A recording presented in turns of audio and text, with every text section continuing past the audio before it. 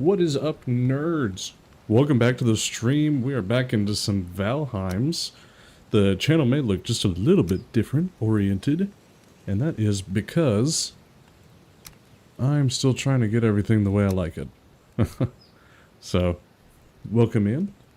I hope you enjoy the stream. I do have my stuff that I 3D print myself and I sell. If you are interested in any of these, which these are all Helldiver stuff. The helmet, though, I'm giving this away if we can reach 500 subscribers on YouTube. Giving it away for free. So let's get those numbers up, alright? Spread the word. Spread the love.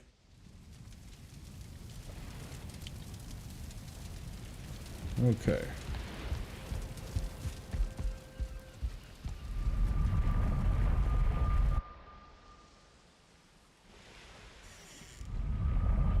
I do need to update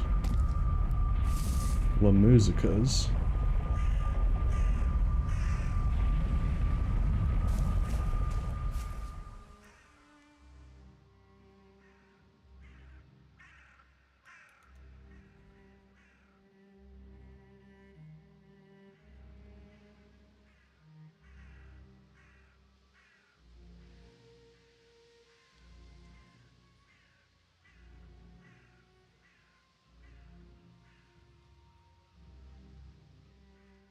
Alright.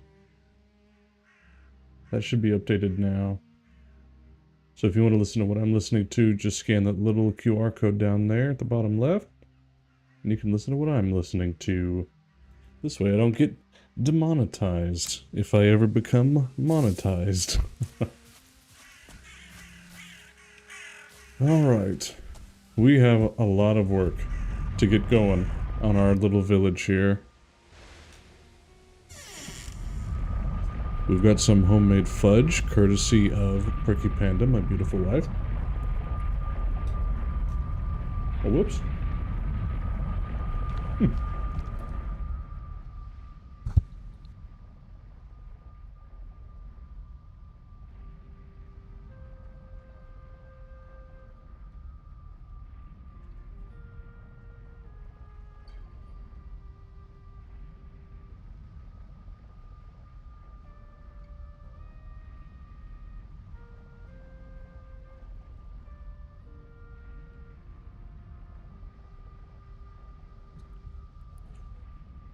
Okay. I need to adjust something I just realized is incorrecto.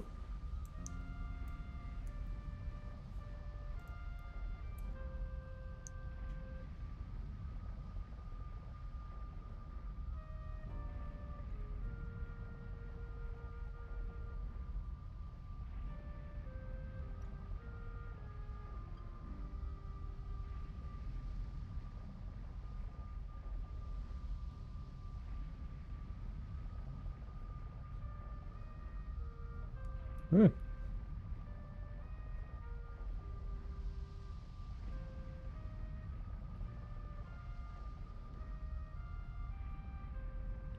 There we go. Ah, decimate. Hold on. Sorry, guys. One of my overlays is messed up, and I thought it was, correct, but it is not.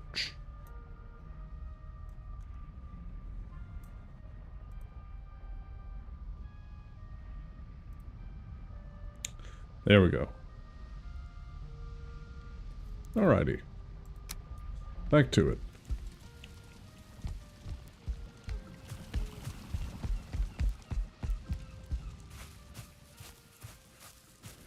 Alright. We have got a lot to get moving on this garden that we're trying to build over here.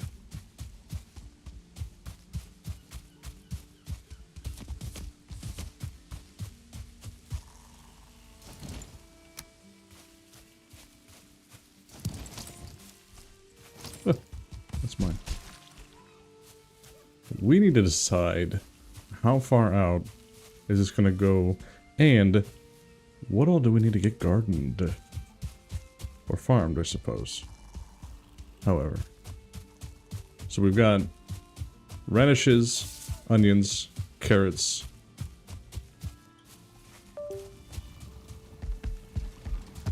I don't remember.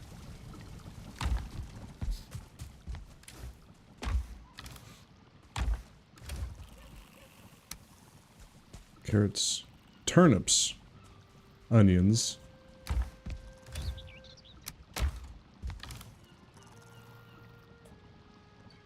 Onions, turnips, carrots. Is it literally just 3 things? I thought there was more than just 3 things. Now I'm very confused.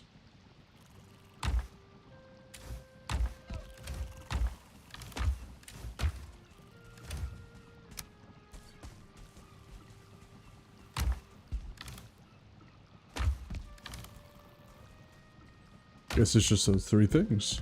Alright. I thought there was more to it than that, but oh well. Let's get it rolling then. Honey would probably be the only other thing, honestly.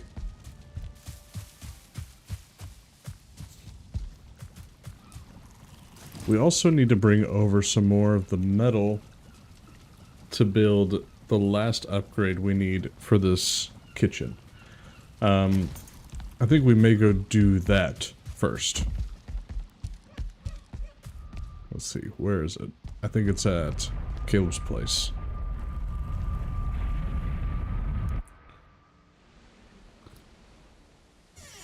Which also, if you're a fan of Helldivers or Valheim, consider joining our Discord. We'd love to have you. The Valheim, the village that we're working on right now, it's actually open to everybody that follows on any platform and joins our Discord. So...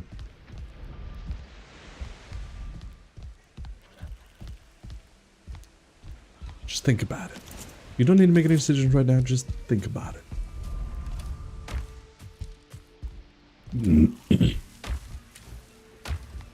Have any wood? I don't think it does. I don't remember where the boat is. I think it's...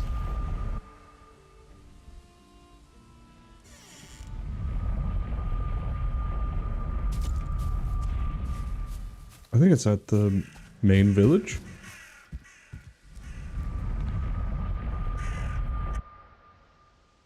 Let's go find out. Just letting you know, don't subscribe on Twitch. And if you want to donate, you can. It's very welcome. We are a donation-based stream. So, I turn down ads as low as I can. And our main income comes from subscriptions. I recommend not subscribing on Twitch, rather subscribe on Coffee. Twitch takes 50% of the subs, 75% of the ads, at least the way I have them right now. Coffee takes 5%. So, if you want to support us financially, please go do so on Coffee.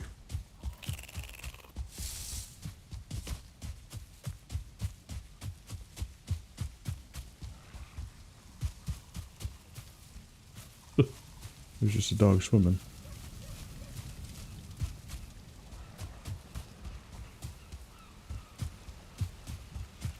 We really need to build a dock soon. Is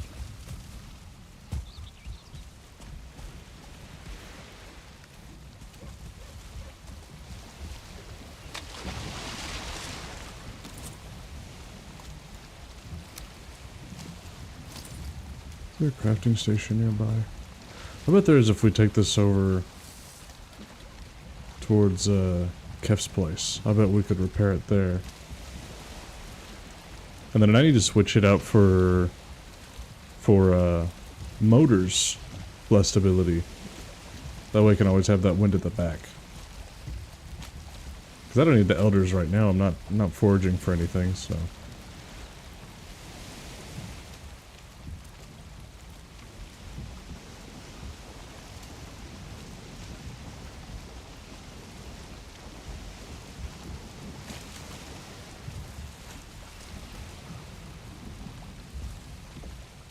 Out. Go ahead and repair that. And then we are gonna go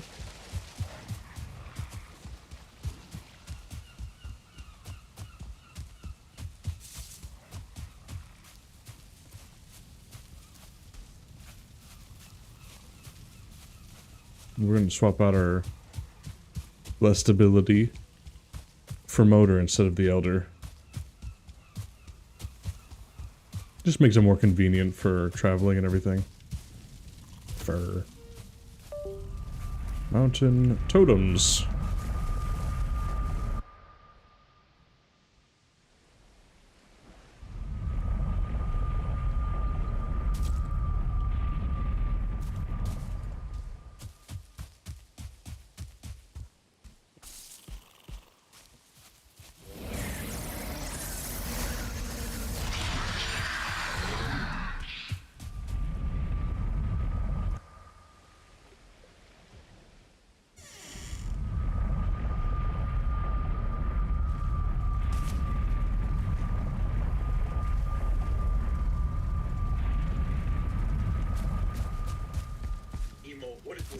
Ah, that's really irritating.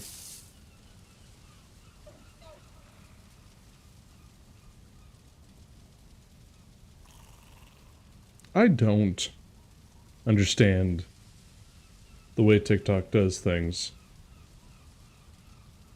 They don't make it easy to understand.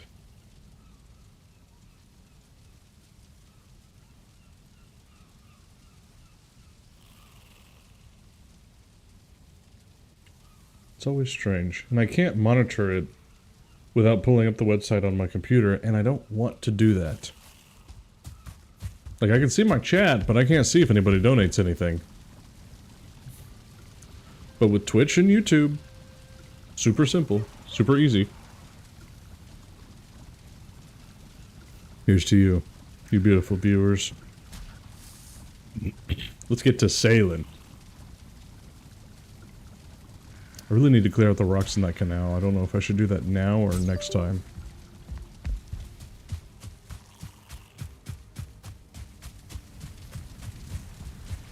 Oh. Considering the rainstorm, I think it's going to be a next time venture.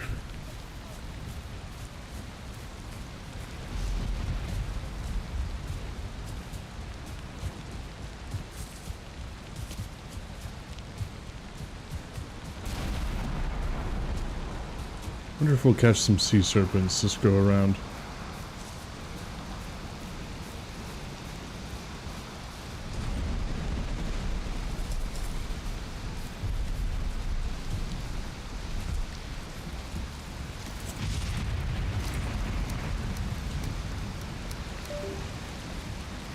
Howdy. Howdy, dearie. Tried to connect it. Originally said it unable to connect, but I restarted Valheim, so hopefully it'll fix. Okay.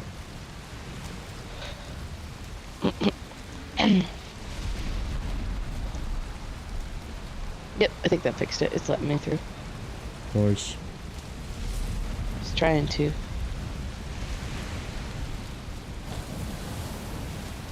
Lane got Paul's toy out. Well, rather, I let him go in the garage and get it.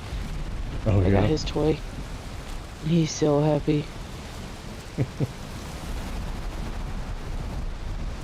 He like keeps putting it on my leg and like putting his arm on my leg, like, right here, human, right here. Put it right here. He's just like, look, it. I finally found it. It's like, I brought it to you. Now you have to throw it. That's how this works. You know how this works? Oh. I'm going to go get... We just need like one more iron. And then we can level up the, the kitchen station one more time. Ooh. What does it do? This should just level it up, so we should get some more recipes. Cool. Preferably the, mushroom omelet, which gives like 80 or 85 stamina. It's crazy. I thought we already have the mushroom omelet recipe. Do we? Do we not? Well, I just know that it's the yolk mushrooms and egg, but maybe we don't. I know that Kef... Ooh. Daggum. The misty ocean's really screwing up my sailing right now.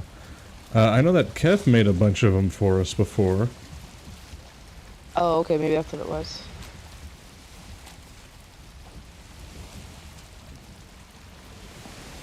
Golly.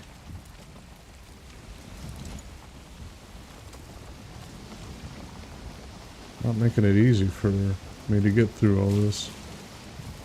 It is pretty stormy here, at least. It That's what I was can stormy imagine. where I was sailing, and I kind of prefer the storm over this. This is just so foggy. I can't see anything, and I just absolutely slammed into a boulder. Oh, Yeah. that's not good. But I'm in a long ship, so it only took like a tenth of the health. 1/8.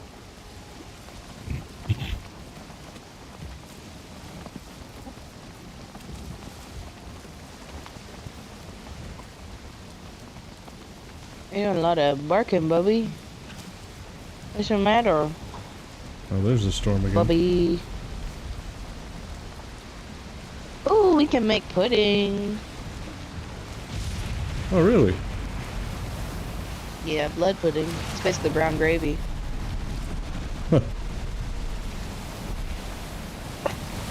I wonder if I'll run into another sea serpent. I have found that with the Draugr Tooth, or the Draugr Fang bow, and poison arrows, I can kill sea serpents like they're nothing. Really? Yeah, I killed one the other day. There's even some cooked sea serpent meat in the chest. Oh, cool. Yeah. They're supposed to drop some really good scale, but last time I was there and killed one, I guess the scale sunk really fast. Kev said to be quick, otherwise it'll just sink. The meat will rise, but scales will sink. Apparently, sea serpent scales can make for some good, I think, a shield or something? Nice. Something like that. I can see it being used that way. It makes sense. I see Thor. You do? I saw Thor for a minute, yeah. That's only like the second time I've ever seen him. Dang. Yeah, it can happen during, like, big thunderstorms. You can see him going across the sky like a ball of lightning. Oh. Oh, Rakua. Hey, boss. Just wanted to stop in and say hi. I'm not going to stay or hop online because I'm not in the mental state for streaming, but just wanted to make an appearance for you. Yeah, I really appreciate that, and I understand. I understand, Rakua. No worries.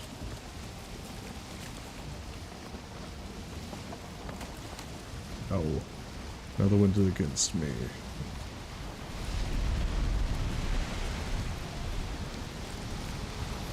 Let's get that motor ability on our side.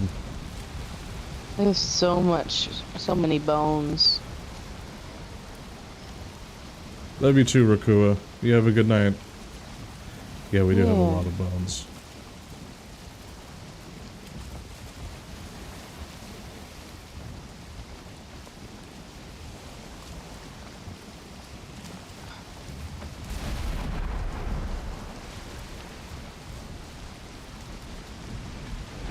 I picked up one piece of marble and I'm getting like 50 billion recipes. Yeah. You have to get that from the Mistlands. Yeah, we had some in the chest. I was like, oh, let's see if it does any recipes. 5 scrolls later. Yeah. Jeez. It's cool, but it's like, that gum.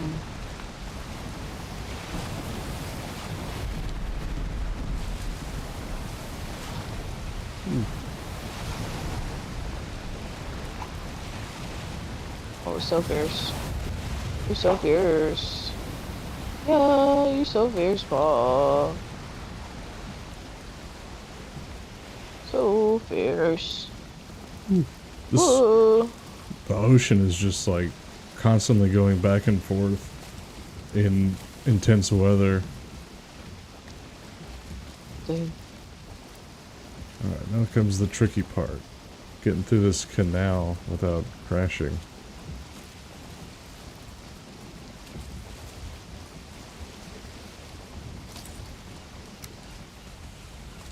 Where do we get silver from?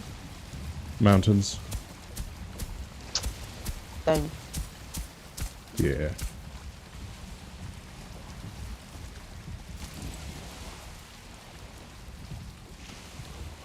Ooh. There we go.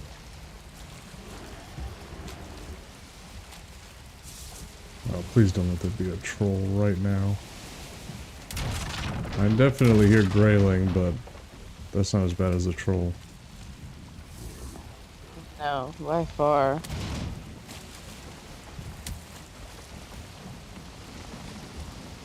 I'm definitely about to hit this rock.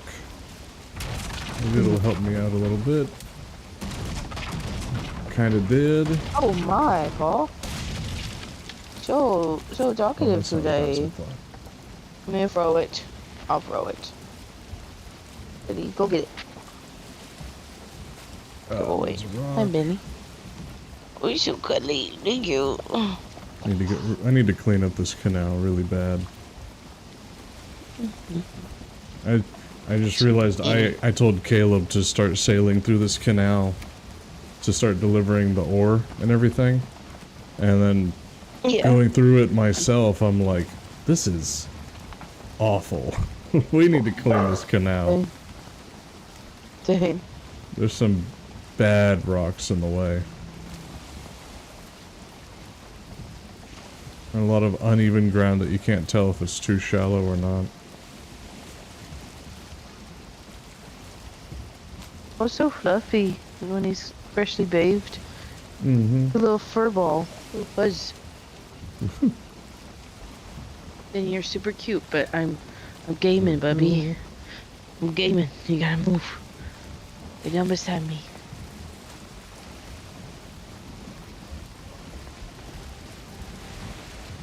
Itch. It hurt. There we go.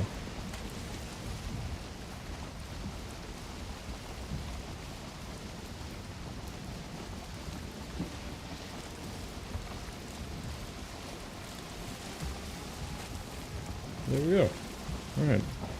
Rough ride, but nothing we can't handle. Yeah.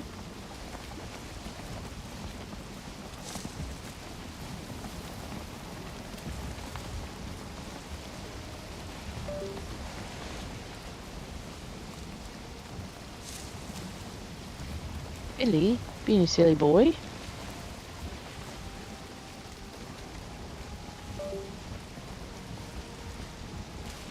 I got 11 seconds before my motor perk is over. And What does that's motor's pretty perk sad. do? Motor makes it so that the wind will always be at your back. Oh, cool. Yeah. Very specific perk. Yeah. There's a few other things she does too, like slight increase in speed. I think health regen is back a little bit. But the main perk that she does is that she'll give you the crosswind. Always at your back for like 5 minutes or something. It's pretty nice though, especially in the long ship, because you can just go flying with this thing.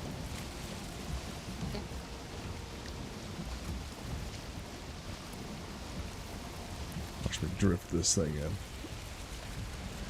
Yeah.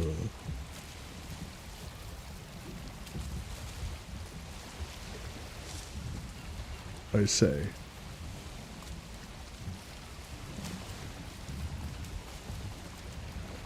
Oh. Oh. Excellent. Peak sailing. not feel Let's good. see. I'm gonna take this with me.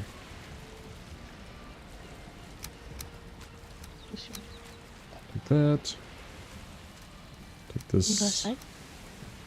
We'll just take 3 of these and leave the 10. He has a forge here, so that should be enough.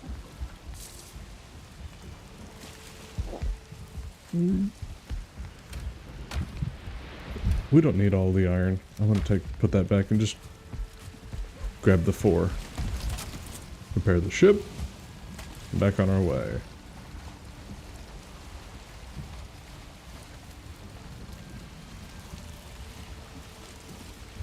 Perfect. Perfect. There's a bear right up in there. Oh, Yeah. It's just a bear. I'm gonna go It's check not on my even a chickens. gribbly bear. You would not want to mess with him. You would not want to mess with him. I just realized I didn't even run the intro video this time.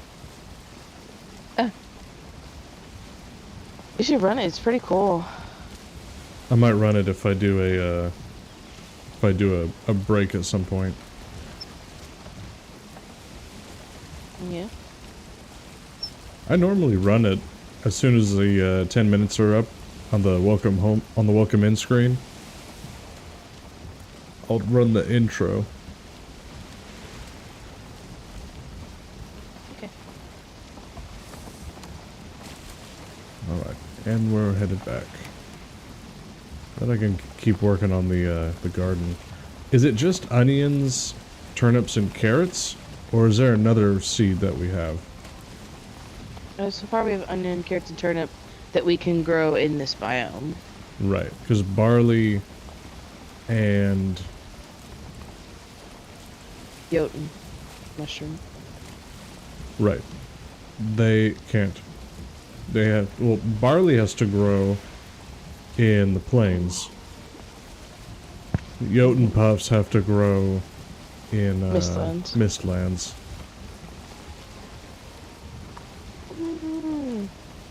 Dang, buddy. What hurt? Billy, what's wrong?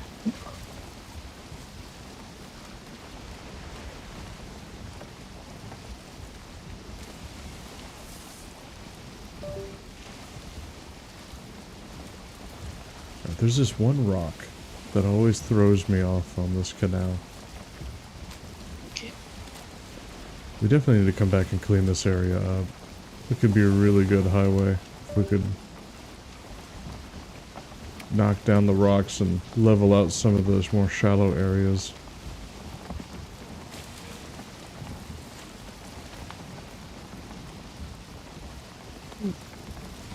Rather than having to swerve and Tokyo drift into this whole canal.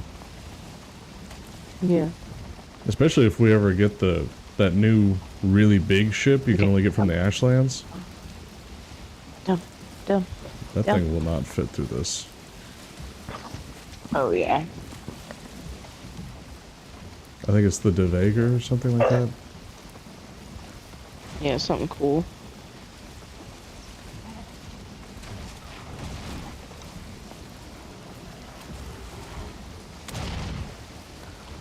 What's wrong, Benny?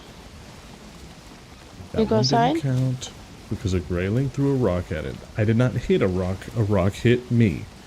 There's a difference. Perfect. Alright. Oh. We got a troll just flashing the screen. Ethan! Put some pants on! Always. If I have to, you do too!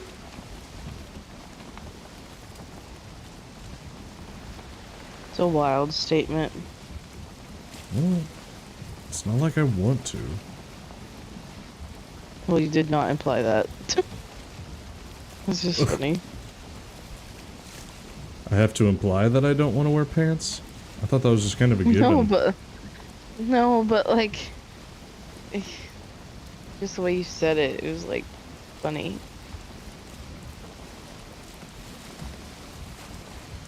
Well, he doesn't have to wear pants. But whenever I do it, YouTube says no. You can't do that. Probably. You have to wear pants or whatever.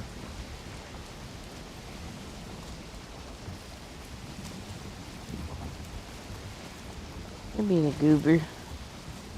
A goober. It's true.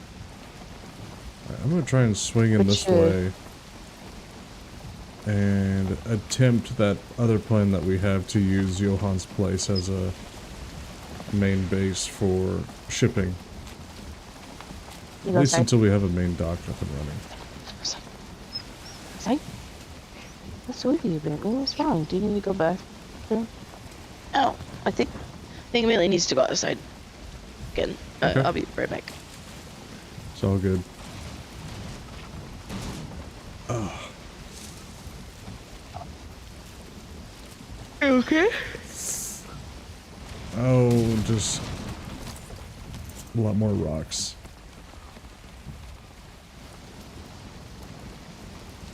I'm just sailing through like a minefield at this point.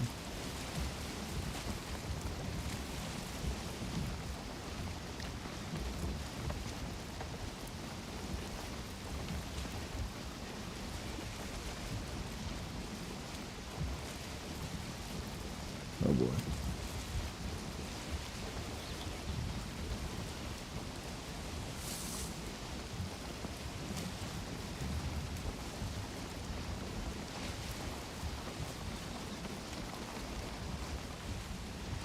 Okay.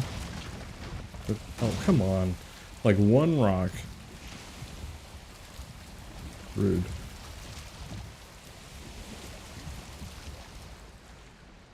Let's mix up the music.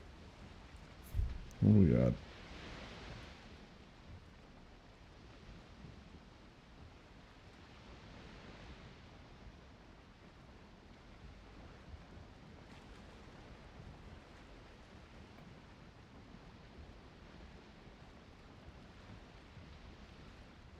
Oh, there we go.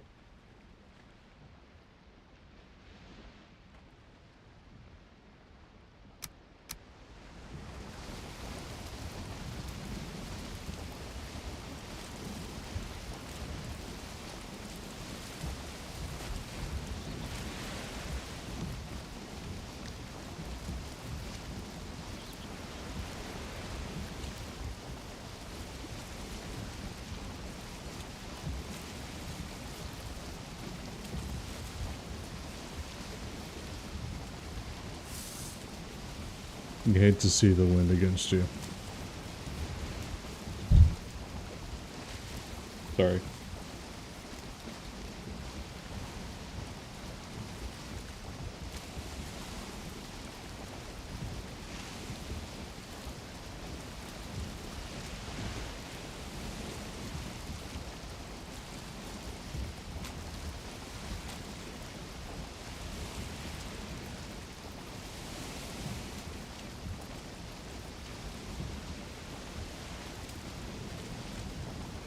Almost there.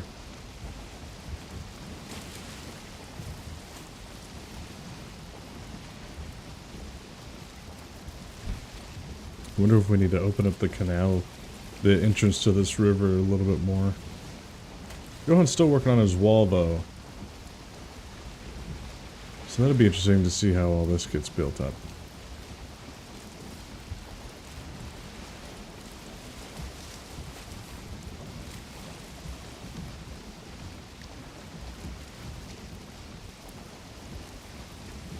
I'm gonna borrow Johann's boat.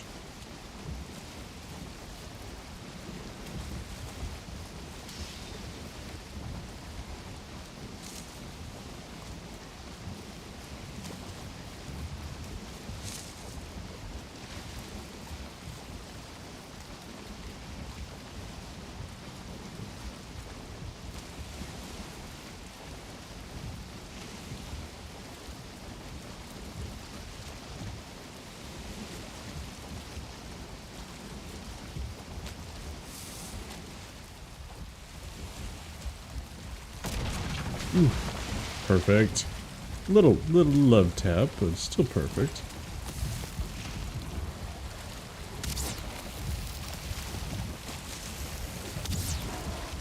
That ain't gonna save you, dog.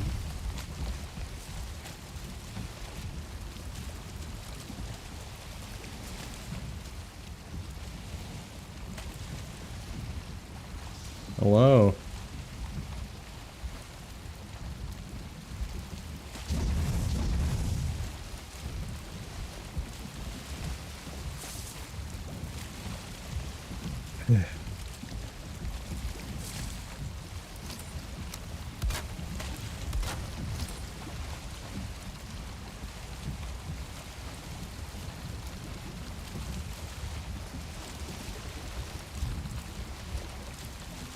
Just gonna go this way.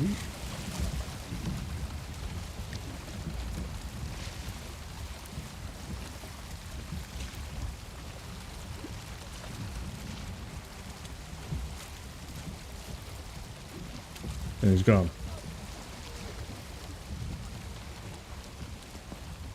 Wish I could do that.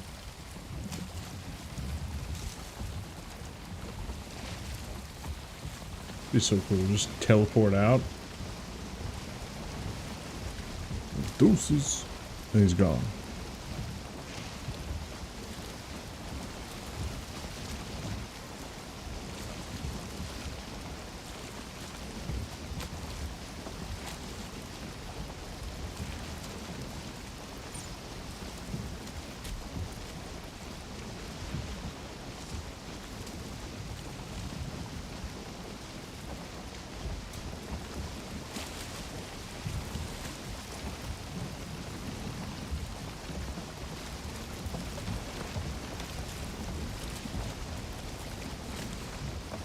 There's a troll over there.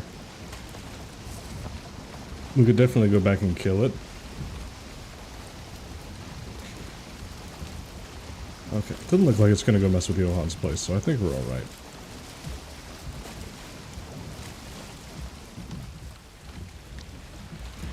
I forget how much faster these boats can maneuver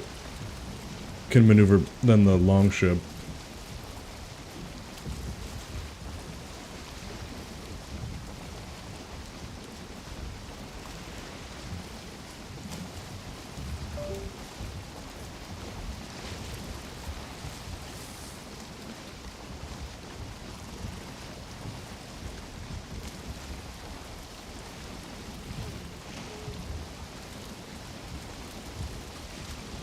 Come on, wind. Be on my side here.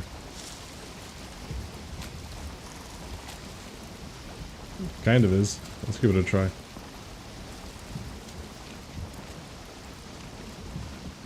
Not a graceful assistance, but technically still faster than my paddling, I think. There's the village. Isn't she beautiful?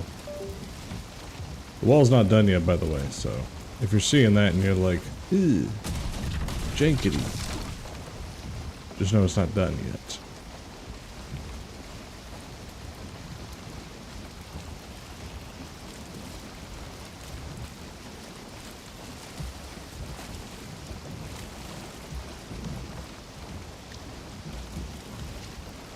Ooh. Straighten out. Just paddled through. We made the bridge exactly the height that we need for this smaller boat to be able to go through.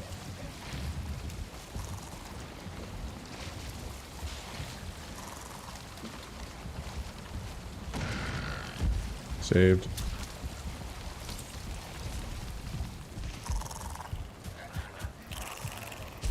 Well, there's a lot of little necks down here.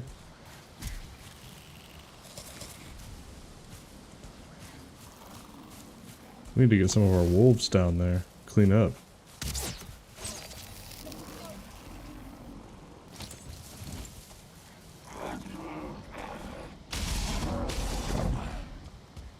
Yeah, dead.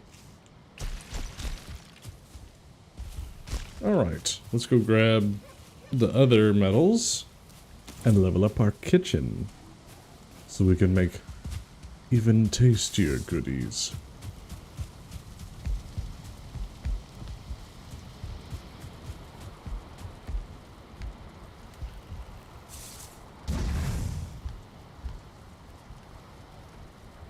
What?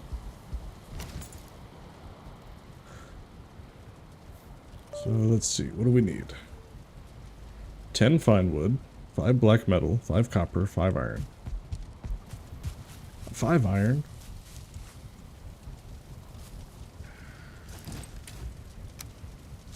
I have that. Have that. I have the copper. I don't know if we have... We have exactly the amount we need.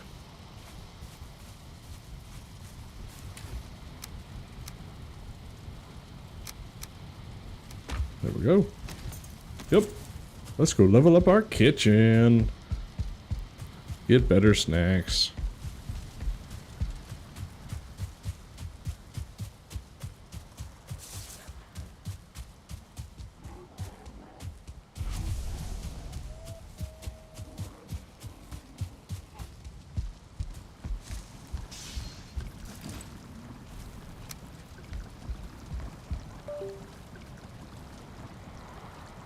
Oh, that'd have been perfect.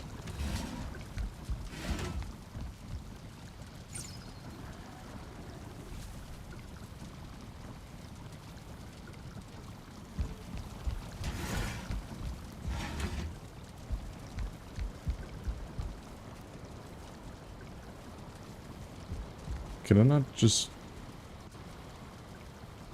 Okay.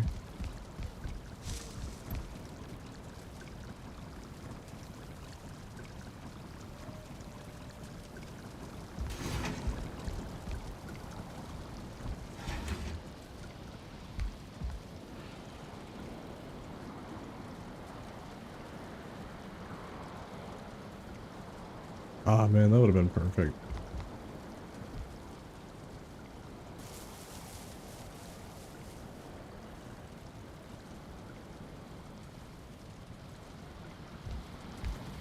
Is that not close enough to the cauldron, I guess?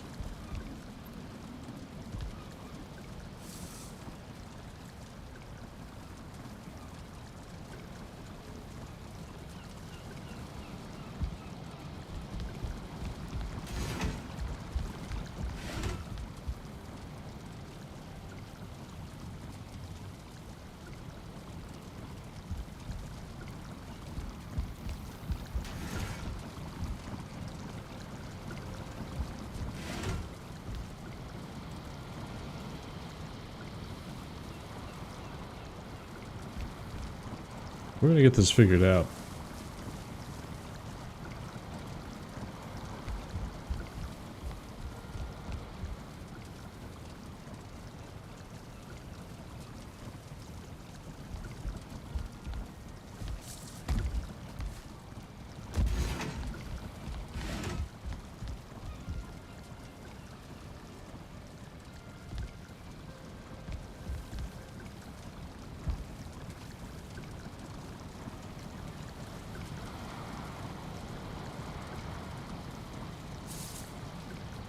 That doesn't make a whole ton of sense to me.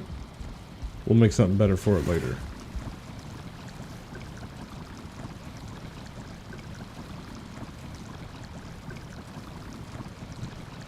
Mushroom omelet. We may have already had that recipe, but now we definitely have that recipe.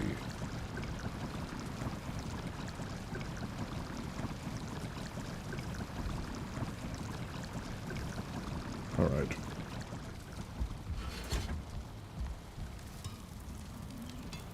What do I need to make that spiked mace? Okay, that one's just iron. Needles and linen thread.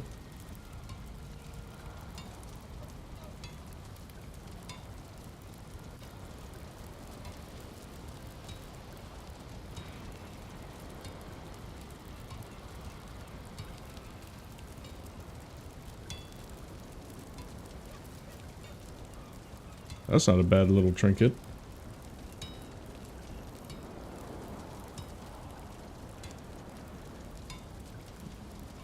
I really like the padded armor set though. The padded cuirass, which is 10 iron, which isn't bad, but at the same time, I don't really want to deal with it.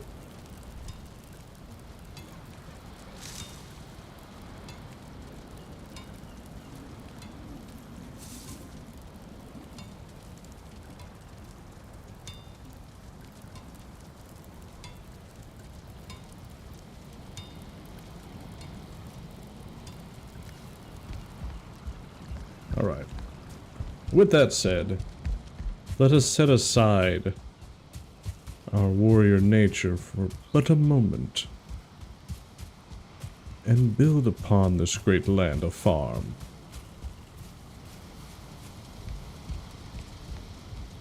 I feel like I got something crawling on me, like a spider or something. Mine alike. We need to move this up to the clan hall as well.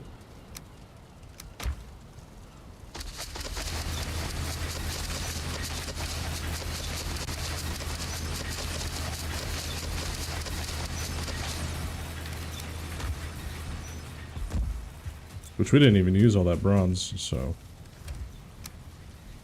Or copper. Copper, what have you. Gonna make sure that the windmill is still running. Flax and barley, okay. This thing doesn't process flax, does it? Okay, I didn't think it did. Just wasn't sure though.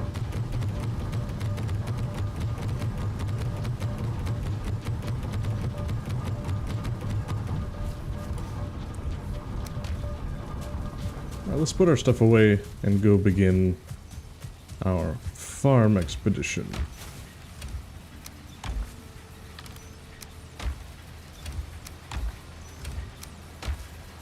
I don't even know what we're gonna do with all those bones. There gotta be something we can spend it on to build.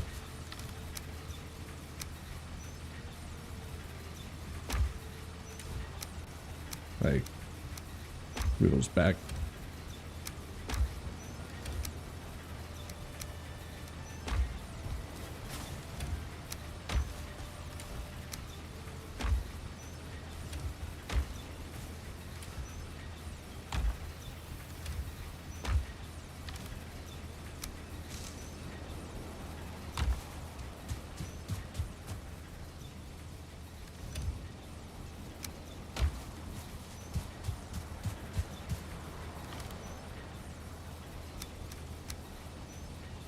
We're gonna go get a bunch of stamina-based foods, and we're gonna go trade Motor's ability for the Elder, so that we can really get to work.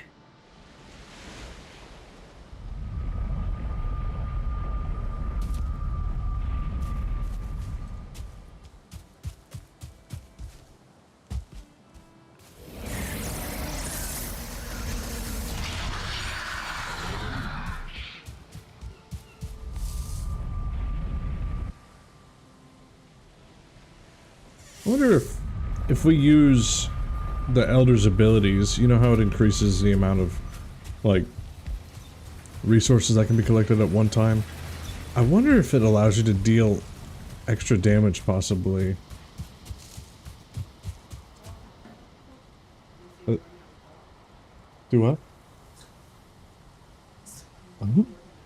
That enters.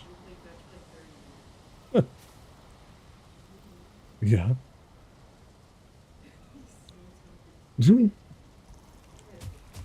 Good. Alright.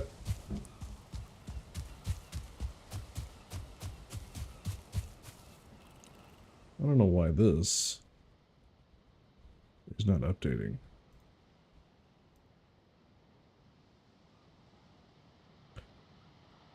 It's supposed to be showing what music I'm listening to, but it really seems to get stuck every now and then if I change my...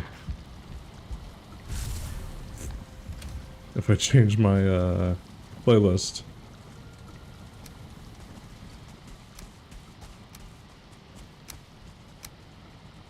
Well, let's do bread instead.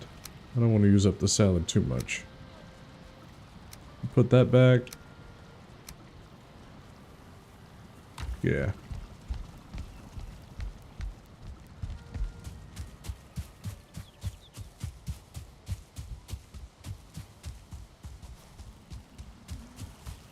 I am back. Welcome back. Did I miss anything crazy? No.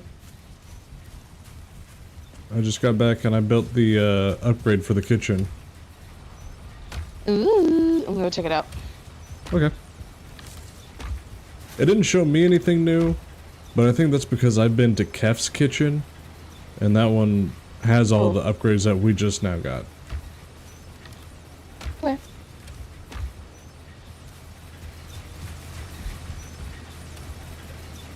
What's up, Johan?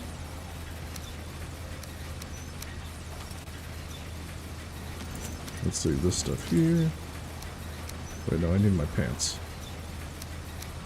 Yeah, you do need your pants. I guess. For the discussion we had earlier. I guess. It's whatever.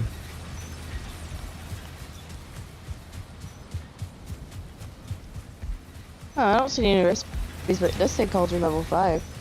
So maybe, Okay. like, the stuff we make lasts longer? Oh, no. I don't know. Oh, yeah, it does. These things that normally said, like, 10 or 15 is now, like, 20 minutes. Oh, okay. Unless I'm just absolutely gaslighting myself on accident. I don't Which is know. possible. Because, like, as soon as I'm looking for a difference, of course I, find one, so. Yeah. Oh, I do have new fish platters I can make. Okay. Maybe that's it. Yeah.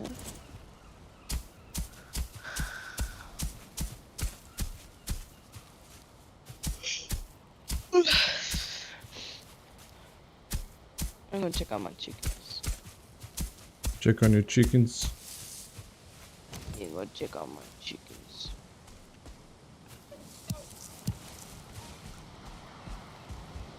Johan, did you say that there was a bunch of stone by the merchant?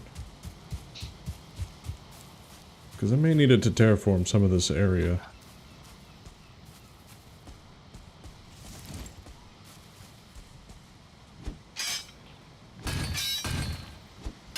I need to terraform some of this area.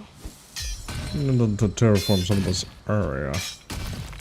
Some of this Not that I've area. collected, but I actually plan on going there because I'm lazy to build wall right now. So you can take the stone I have. Okay. I just might Dang. take you up on that offer. Babe, What? you've got to see Paul. I wish you could see Paul right now, because he is fully splooging on the floor, panting. He really enjoyed that fetch for like 30 minutes. Good. I think if I try to do that every evening, it'll help with his energy. He's It real definitely mellow will. right now, just laying on the floor panting. Yeah. Try to get him to drink some water. Oh, there he goes. I think he's gonna go get some.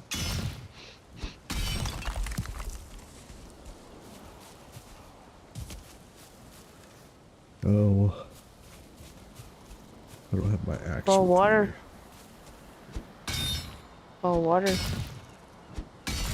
me. Johan is here. Johan. Oh, water. Go get some water.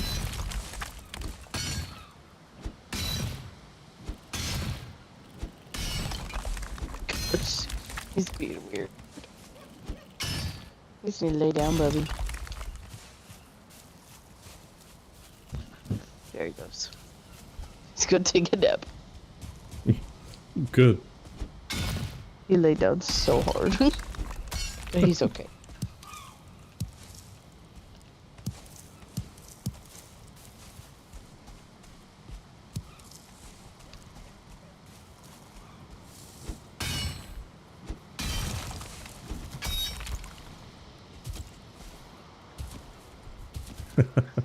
What's up, Johan? Hey, you see my new fancy hat? Sweet. Thank you. Check the fit. Check the fit. Yeah. Yeah. Thank you. Thank you. Hilder. Hilder sells some, like, casual clothes. One of the portals at the tavern should lead to Hilder. The portal should be called Hilder, actually. Yes, you can.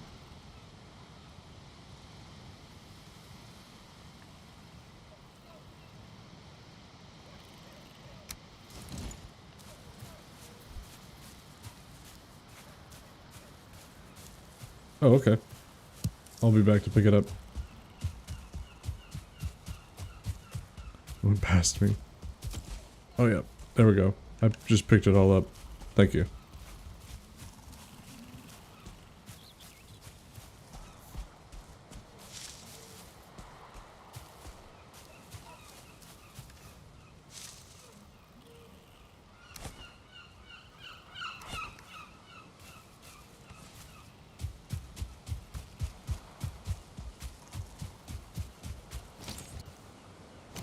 Let's see. Do I want to build it here? Because we could. It'd be a 3-tier garden, and that's kind of the point of it.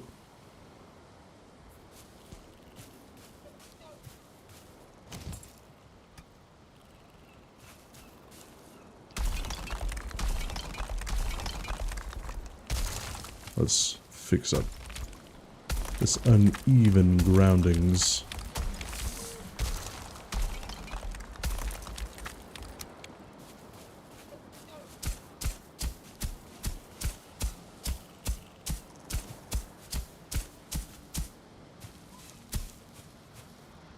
We could extend it out about this much and do the same thing about 3 times. That could look pretty good.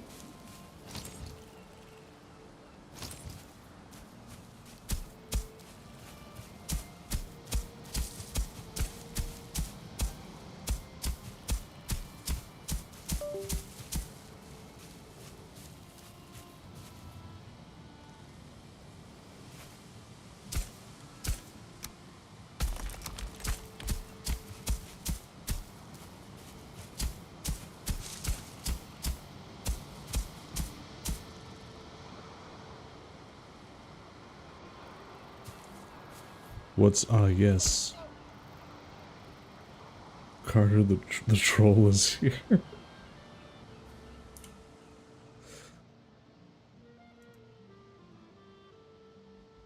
You named a troll Carter? That's really funny.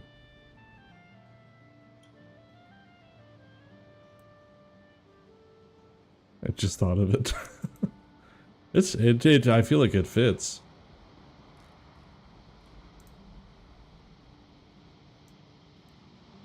Need to adjust this. Ah.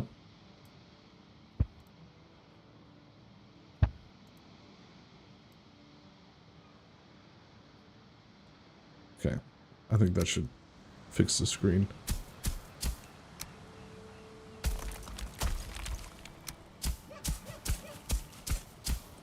Oof. This is going to be interesting trying to raise up this earth this much. But I think it's going to look really good once we do.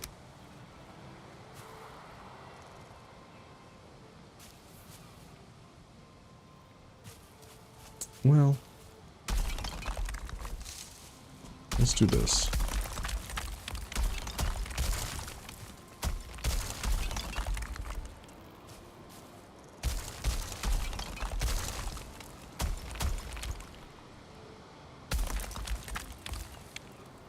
Let's straighten this area out more.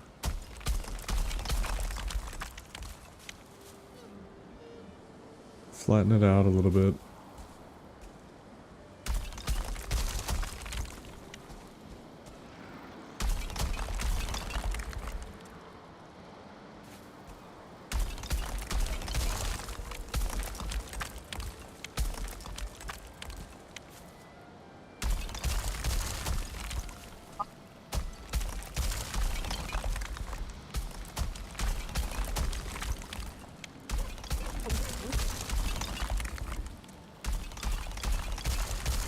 And then we'll cut it off once it gets to about there.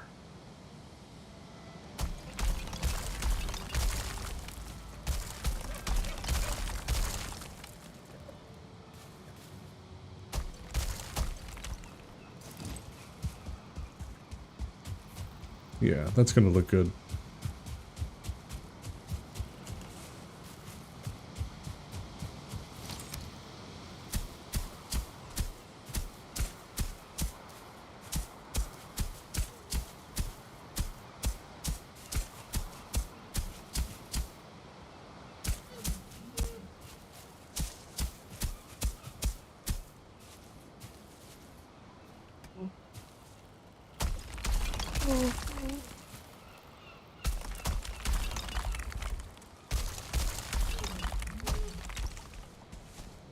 Cool.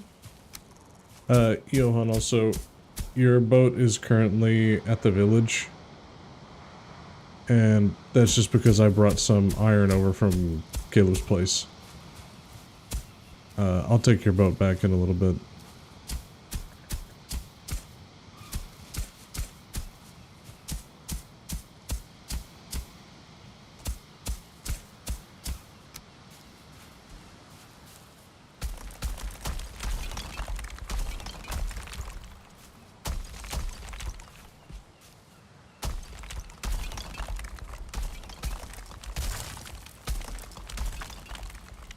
Ah, out of stone.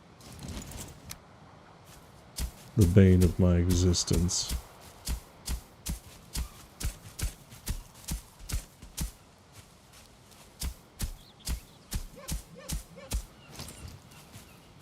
I will be resting soon.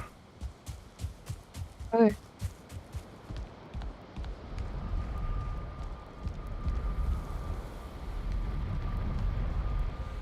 Ooh. Ooh. Ooh.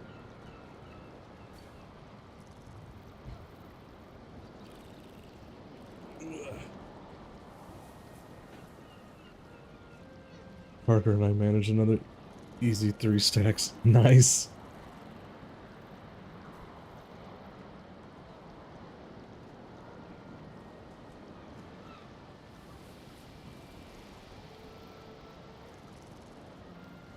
Facebook just says I just earned a top fan badge. And you can now join a community of 1,255 top fans. You earn this badge Cool. by engaging with so-and-so and can accept it to stand out from the crowd. The badge will display next to your name when you comment on their posts. Your name and profile photo may also be displayed if you're publicly recognized. Huh. Okay. I don't recognize that person. Did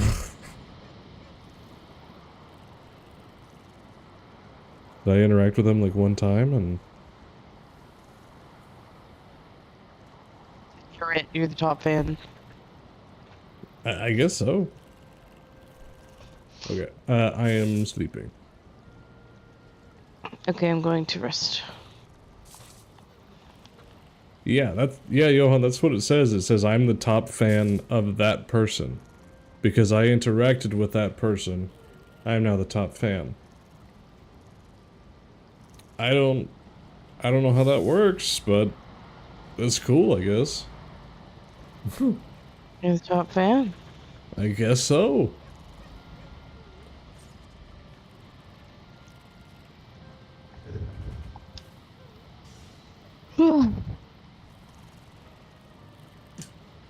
I have some more of this fudge that you made. It's really good. It was super good.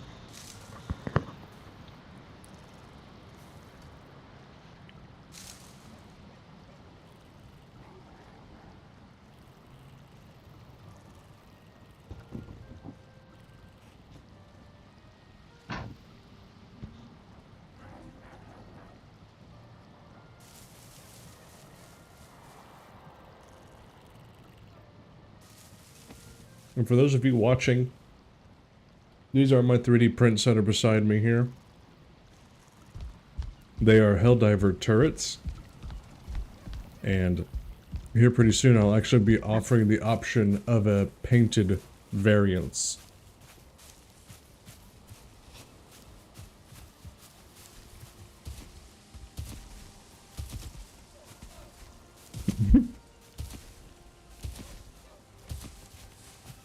Daggum, Johan, thank you. Perfect. Ugh, I don't want You can these. have that. No, it's okay. You can have it. I You're don't want the welcome. gray dwarf eyes. You Wife, can thank me for it. why Because I would I only got thank you? eyes I for don't want you. these. Boo. What did you just say? Did you say boo? I didn't say That was boo. cute. That was cute. That was cute. But I said boo. Oh, positive.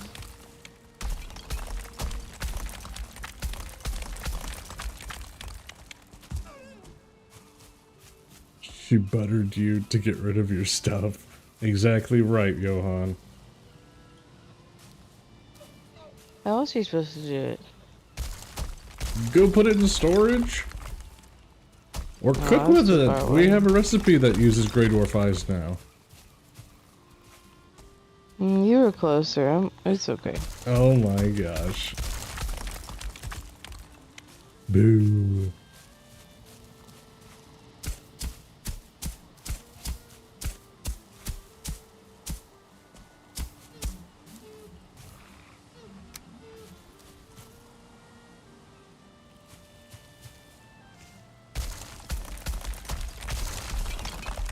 Ooh. Oof, almost fell. Or, it did fall. Ew, ew, ew. Down, Paul. Down, Paul. Down.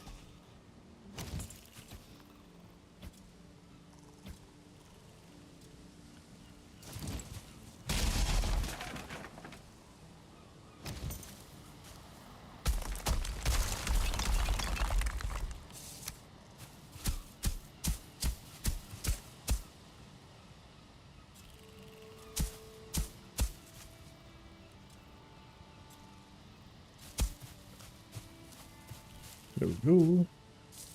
Alright, now we'll clean this wall up a little bit.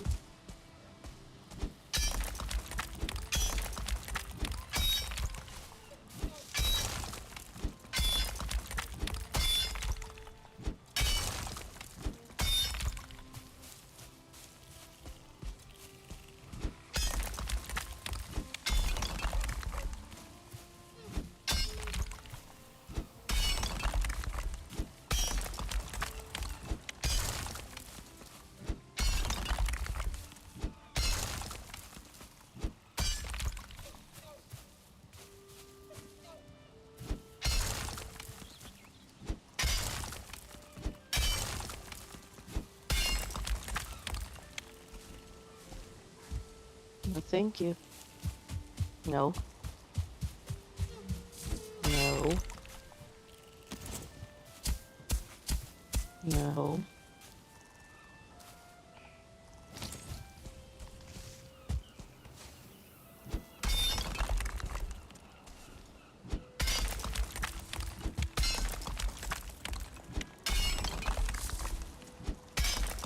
There we go.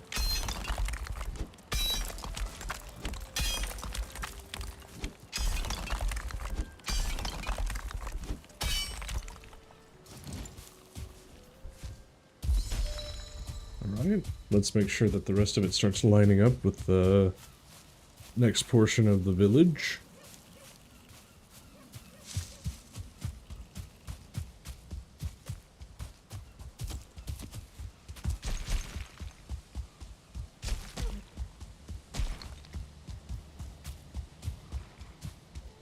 Kinda looking like it.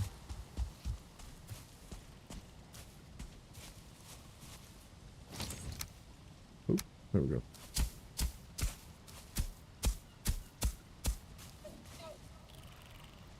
Should I continue this level as well? This is gonna take a long time.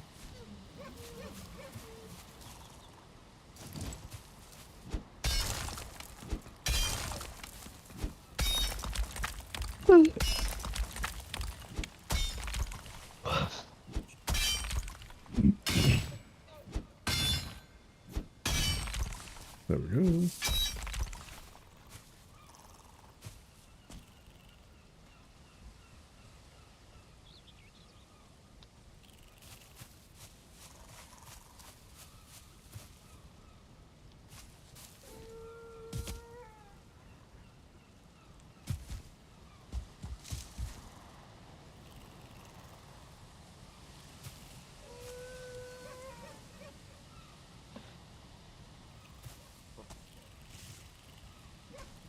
I think we will.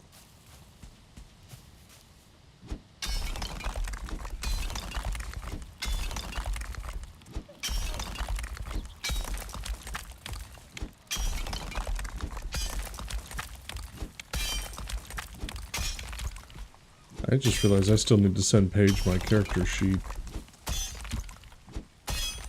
Oh, yeah. But I gotta do mine by paper because I never paid for the grung race on the website. Oh, And they don't okay. let you pay Just for send it just races either, which is annoying. if you'll send it to me, I can print it. Okay. Yeah, if I don't have any extra character sheet papers, I'll send it to you. I was thinking I did, but I also did recently clean the office a lot, so it might just be completely gone.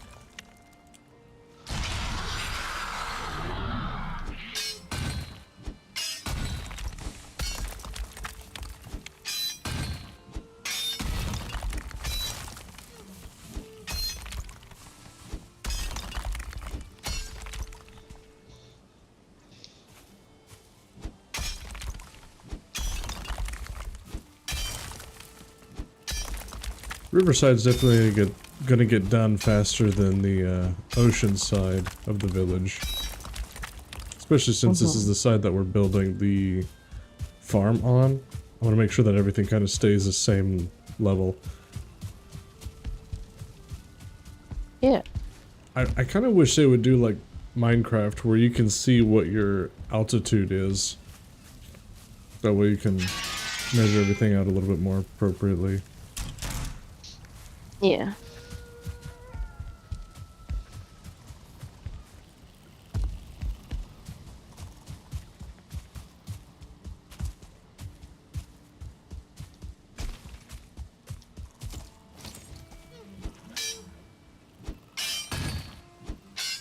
But it's all good.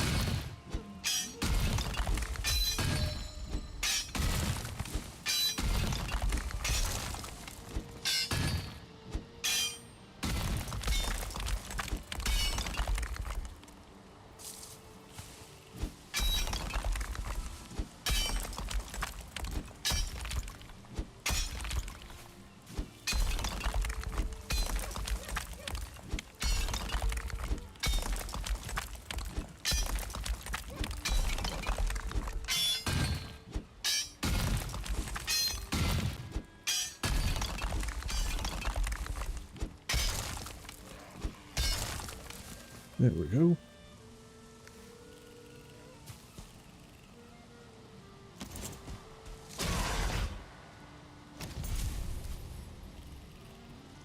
Babe, do you have your axe with you?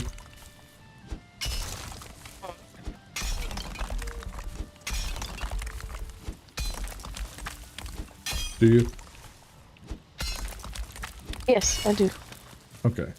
There's a stump that's just like, it's not any rush, but there is a stump just right next to me that might mess with my stone cutting in a little bit.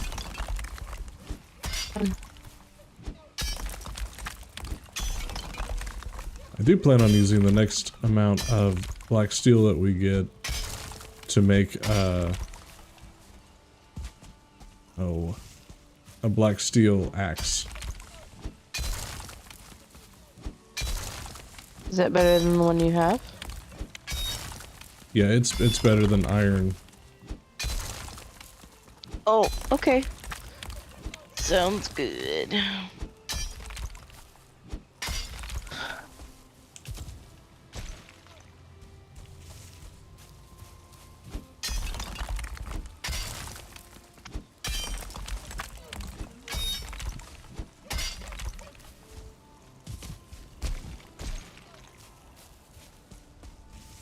There we go.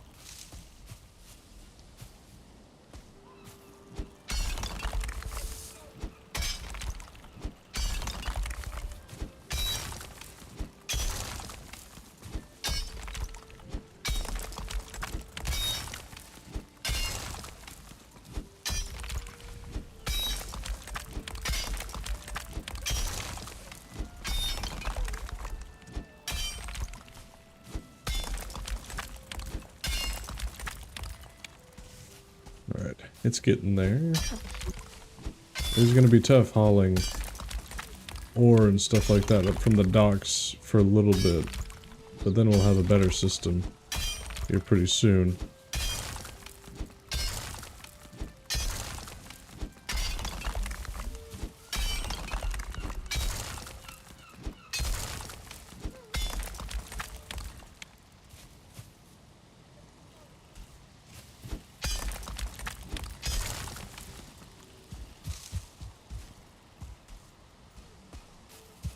That was a weird sound. It was a weird sound. It kind of had a motorcycle sound to it.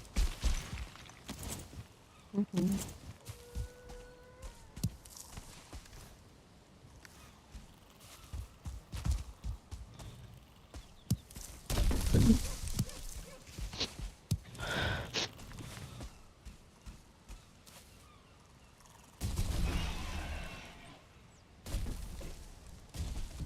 Do you want a long table like in the Great Hall like I did on the one side? Or there are round tables? If we can do 2 very long tables, we can just make it look like a great feast or something. Whoa, Well, there is a long, heavy table, but it takes tar and iron nails. oof, that might be something we do later. Yeah, this is cool. That is cool.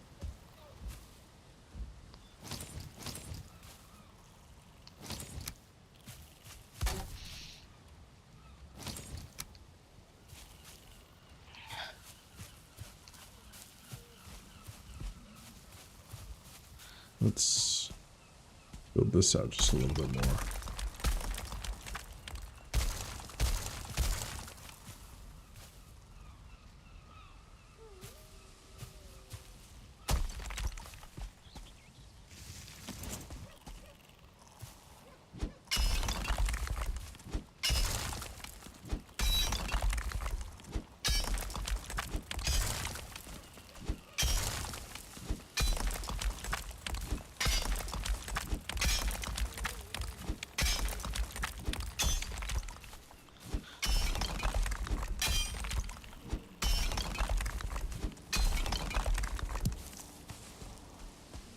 Oh, I learned how to make this logger stew, the big pot one.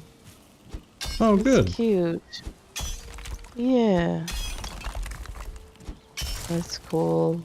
It's real big. Real big. Yeah, it's real big. Good stats, too. Mm-hmm.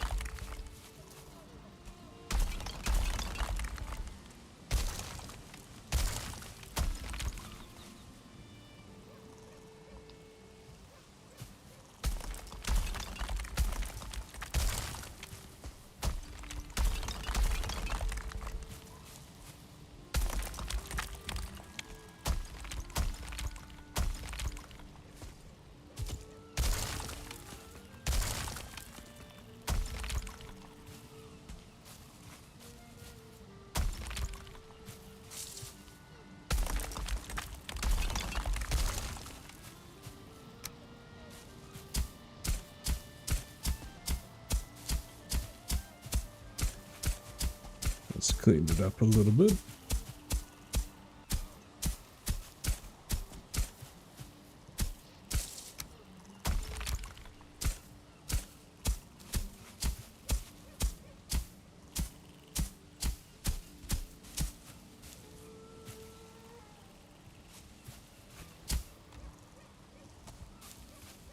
I think we'll cut this back.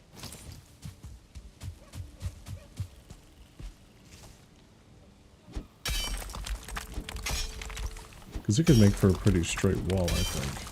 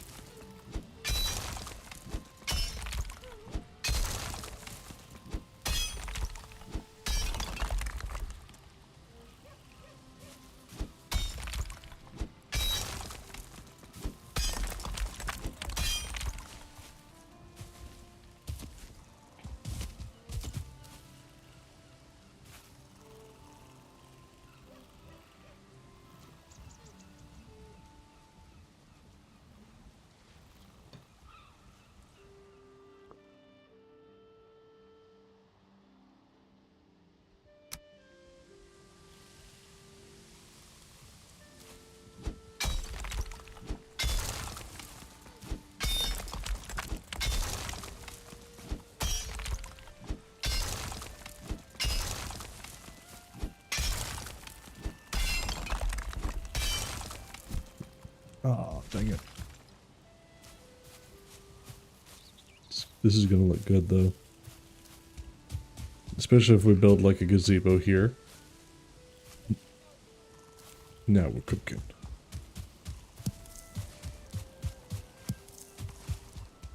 Okay.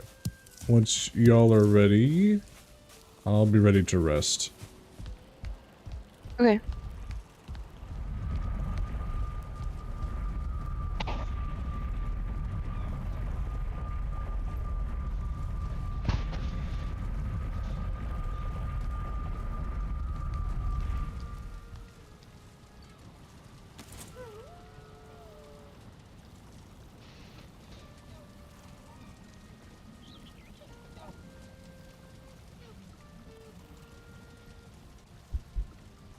Yo. Also, Thanksgiving break is next week. I forgot. That's exciting. Yeah, so just gotta make a few more days and I get a break Mm-hmm. that I've been craving, so it'll be okay.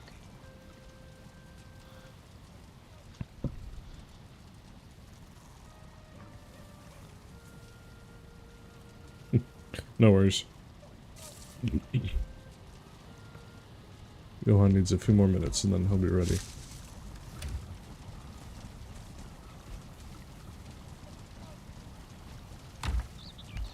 I'm thinking we could move that windmill just outside of the clan hall and overlooking the farm, and I think that'll look really good.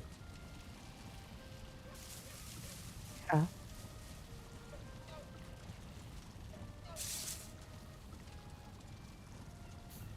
I wonder if they'll let us do some like water features or water control in the future, especially with the Deep North update coming out.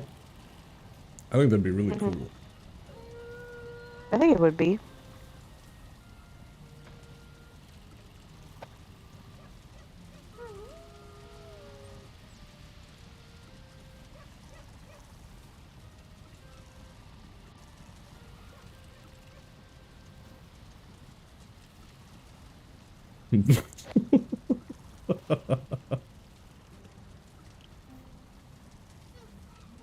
Classic Carter. Always acting like he's trying to be homicidal or something.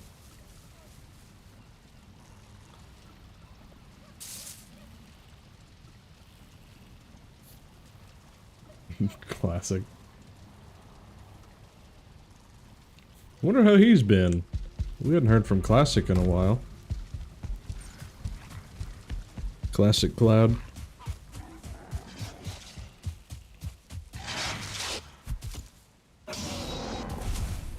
Well, putting your whole face in front of my phone screen is diabolical.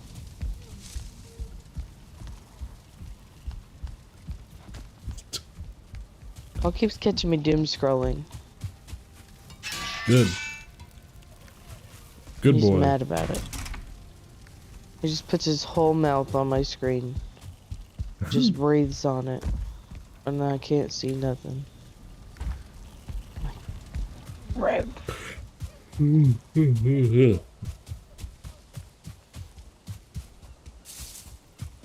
am getting sleepy. Yeah. I do think I'll be sleeping soon. In real life. You'd be straight sleeping. I'd be straight laying horizontal outie. Audi. That sounds bad. No, it doesn't. But I meant it completely innocent. How does it sound bad? I don't know, I'm just not used to saying Audi.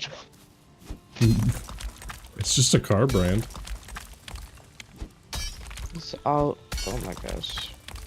What? That physically hurt. What? That is. It's just a car brand. Why am I getting attacked here? Like the opposite of an innie, like a belly button. Yeah. Audi. I'm sorry. I don't know why I'm thought my joke confrontational. was I'm so funny, sleepy. and you It was became funny. hateful. I did. I think I'm really tired. I'm sorry. I think you're really tired too. I'm sorry. I'm gonna go to bed. I'm gonna stop being hateful. You're not being hateful. I'm messing with you. Okay. Well, I'm so tired. I want to go read my book and go to sleep. Okay. Sounds Okay. good, baby. Sounds good. Love you. Love you too. Bye. Say bye, Paul. Oh, you stepped on my colon.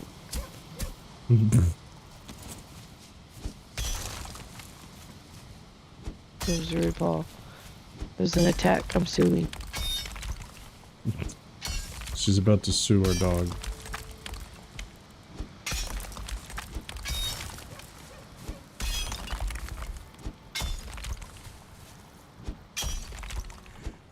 And then there were two.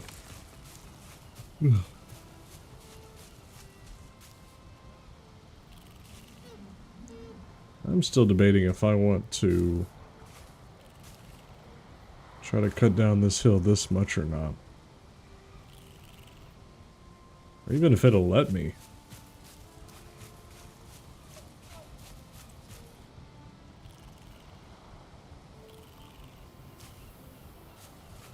Let's see.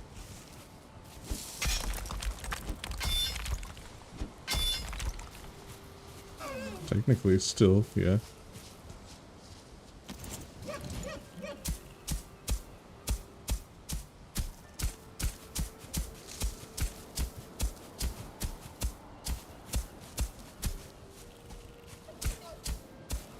Paul Bentley. Paul and Bentley. Hi, bubbies.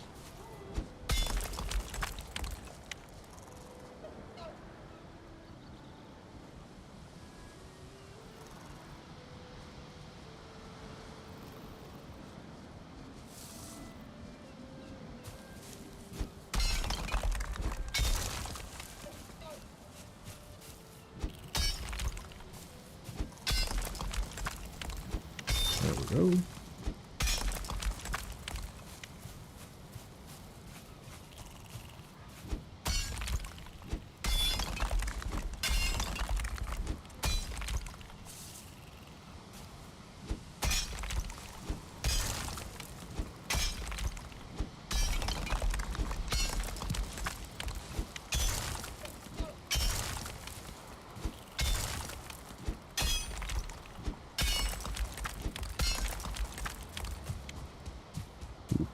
We got a long ways to go. Thank you, baby. Love you. Love you too.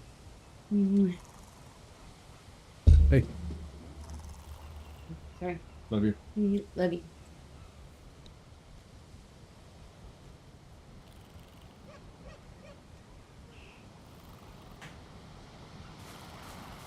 All right.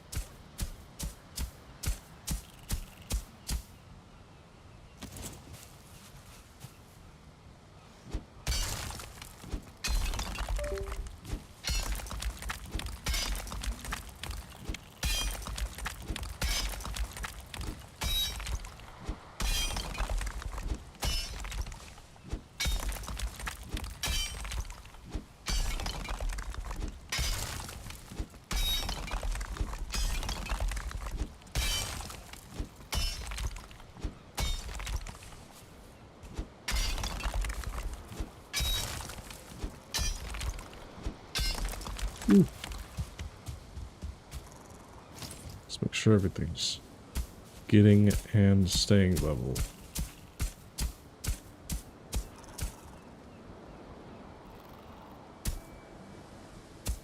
Kind of is.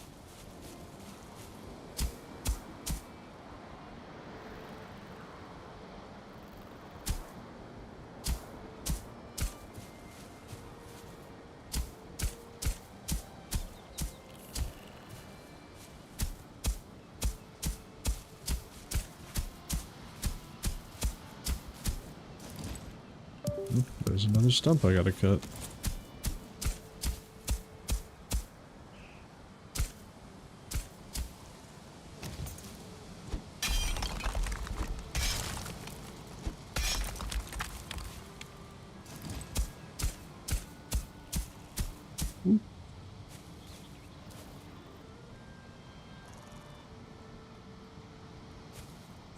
That's looking good.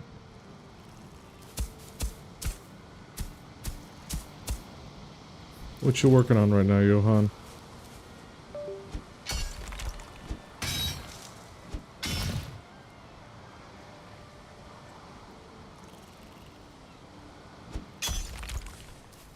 Dancing with Carter. Or sorry, Qatar.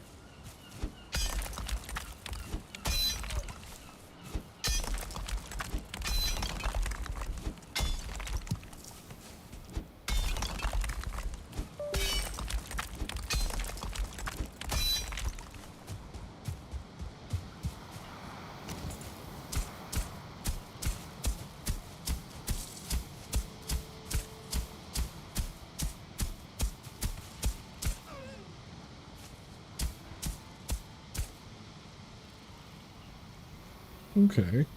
We're making our outline. Starting to look good.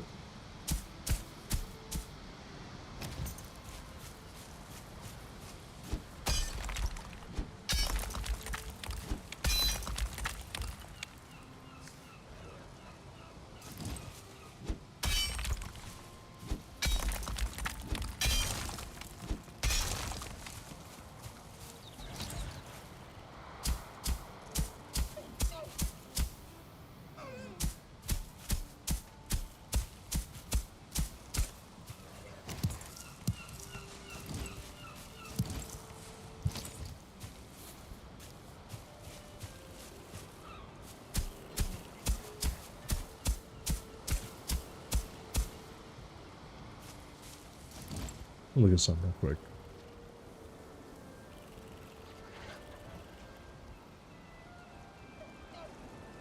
quick. Okay. That's not bad. We could definitely do that.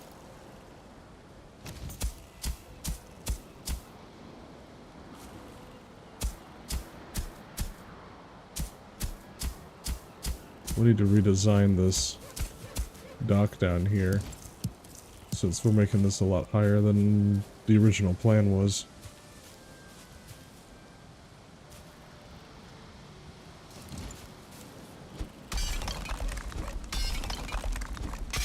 Still coming along really well though.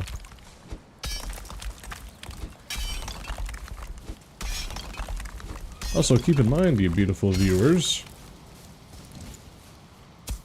whoever follows on any platform and joins our Discord can actually be a part of our Valheim village and help us with our big projects and whatnot. You don't even have to be a part of the big projects. You could just go build your own stuff. You just need to help out with resource collecting every now and then. Now let's see.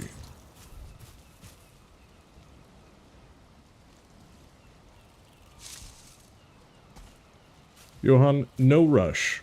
But when you get a chance, I need to ask your opinion on a certain building. Next time you're back at the village.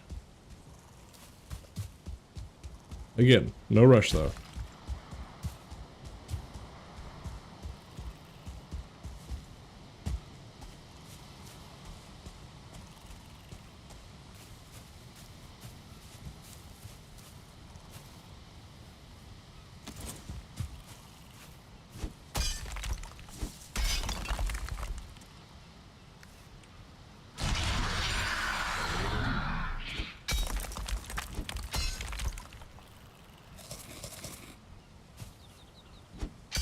Absolutely skyrocket the stamina.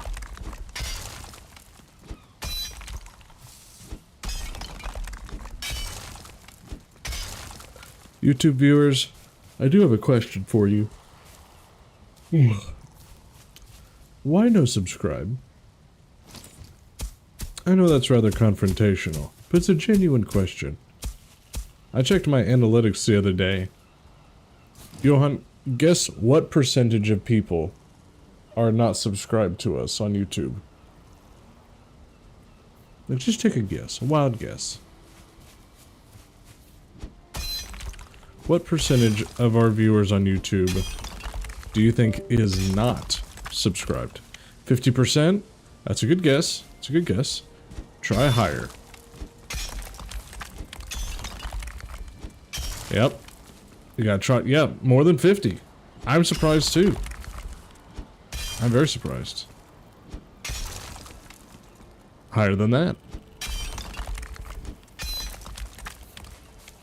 I know. It's wild. I know. You guys gotta lock in. Johan said it. 82%. Closer. Still higher though. It's wild. 86. Higher. Hey. Y'all be nice. My dog's being butts to each other. 90%. Closer. Let me actually check it right now. It may have changed since last time I saw it, but it's actually higher than that. Last time I saw it. So let's see.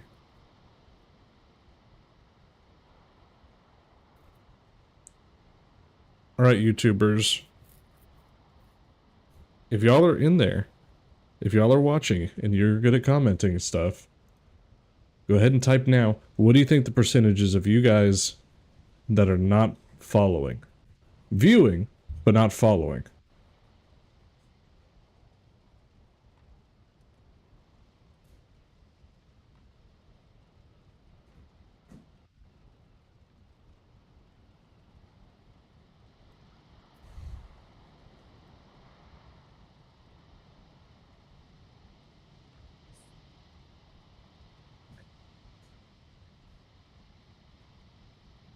Okay, here we go. The percentage of viewers on YouTube that are not subscribed, 96% of you guys are not subscribed for some reason. Like why? Just help us out. I'm a small channel. I quit my main job to make this a part of my future career of game designing. So just help us out. It's free. It's not gonna hurt you if you subscribe on YouTube. Just give us a little follow. Just hit that little subscribe button. Just ka-ping, ka-ping, and you're there. You don't even have to hit the little bell. Unless you want to catch all of our future streams and video releases, which we're gonna start doing here pretty soon. Yeah, that exact sound. Ka-ping! 96.7% are not subscribed. So you beautiful people on YouTube out there, let's keep it moving. There we go. We just got a new subscriber. Thank you, Johan. Ka-ping! Just like that. See?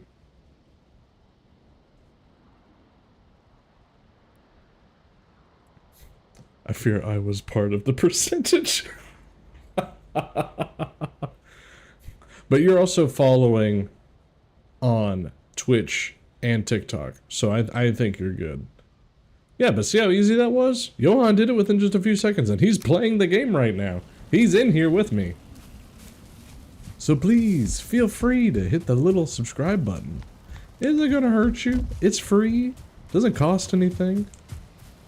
If you want to catch future live streams and videos, hit the little bell. The little ticking. It's not gonna hurt you. And if you like the stream, consider giving us a little thumbs up too. That's also free. Guys, this is as cheap as it gets. Right there. All you gotta do is hit the little subscribe button and hit that like button. And you're golden. See, look right there. Right up there. Johan just subscribed. Just joined the wagon trail on YouTube. Thank you, Johan. Welcome in. I am resting, by the way. So come on. Come on in. Welcome in. See? JTCH1. Welcome in.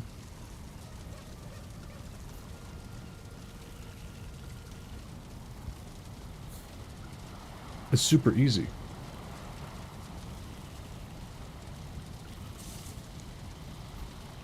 What do you want me to call you, boss? JT? 1? Took?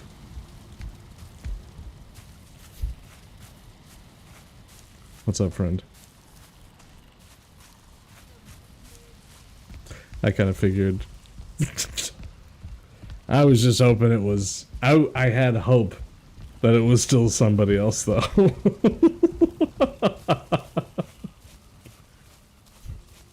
Part of me was like, that's probably still Johan. And the other part of me was like, I hope that somebody new, though. But oh well. I appreciate it either way. I mean, that's still an interaction. YouTube will count that as a good thing. Talking to that person like it was someone else. Fair enough. You should have played it out. Just played out like a whole other character. Just been like, I'm from Boston.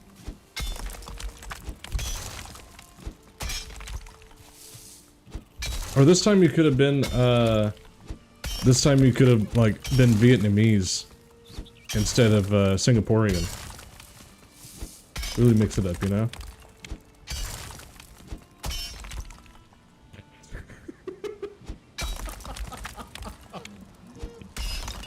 The mix-up. Yeah, Boston. Dude!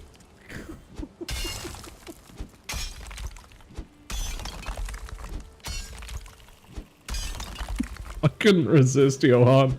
I couldn't resist.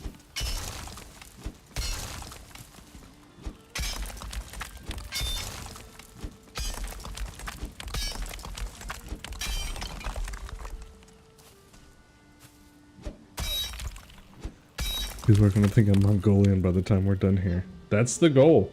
That's kind of the goal, Johan. I mean, obviously everybody knows that you're Tibetan. But I'm gonna make them believe that you're something completely different.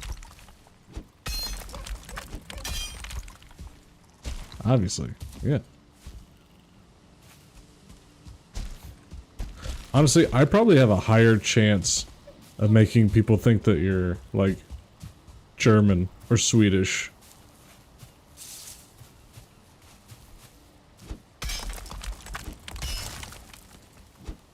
Every Asian country. Yep. That's part of the plan.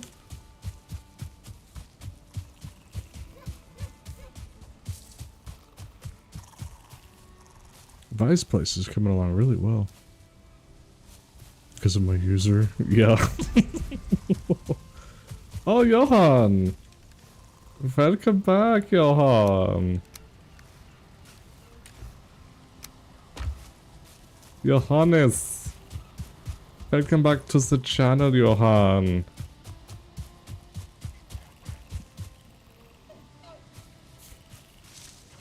Yes, the accent. Alright, that's built out that way pretty well.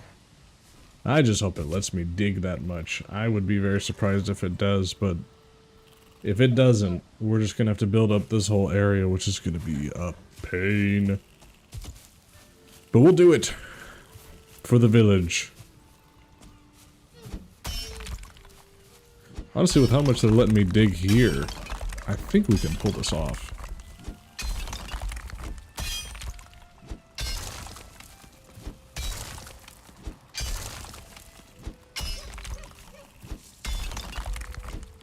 Johan, ask me a question that I can go on ranting about for like the next hour or so. Cause I can do it. Like it could be any question. It could be like icebreakers. And I could ramble for a good while.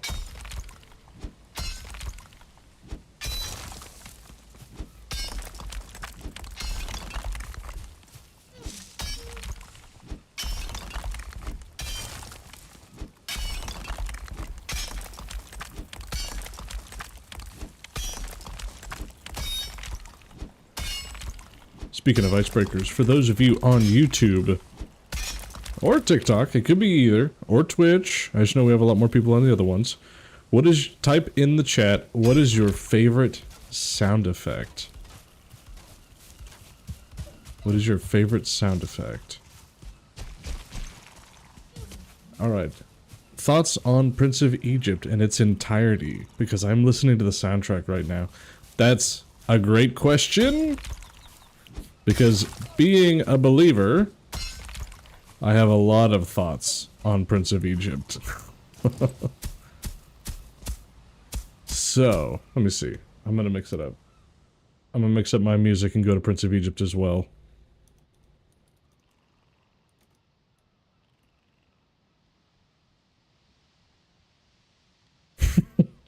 Ka-ping! Ka-ping! That sound effect, Johan?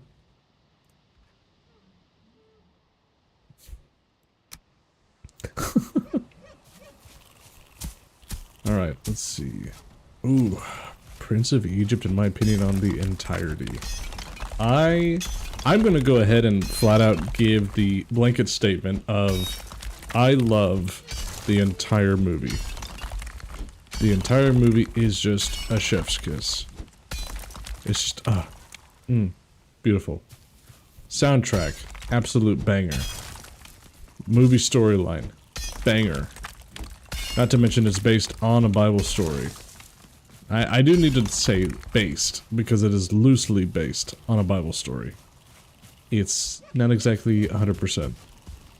So they do some minor changes in the story that I don't think are drastic.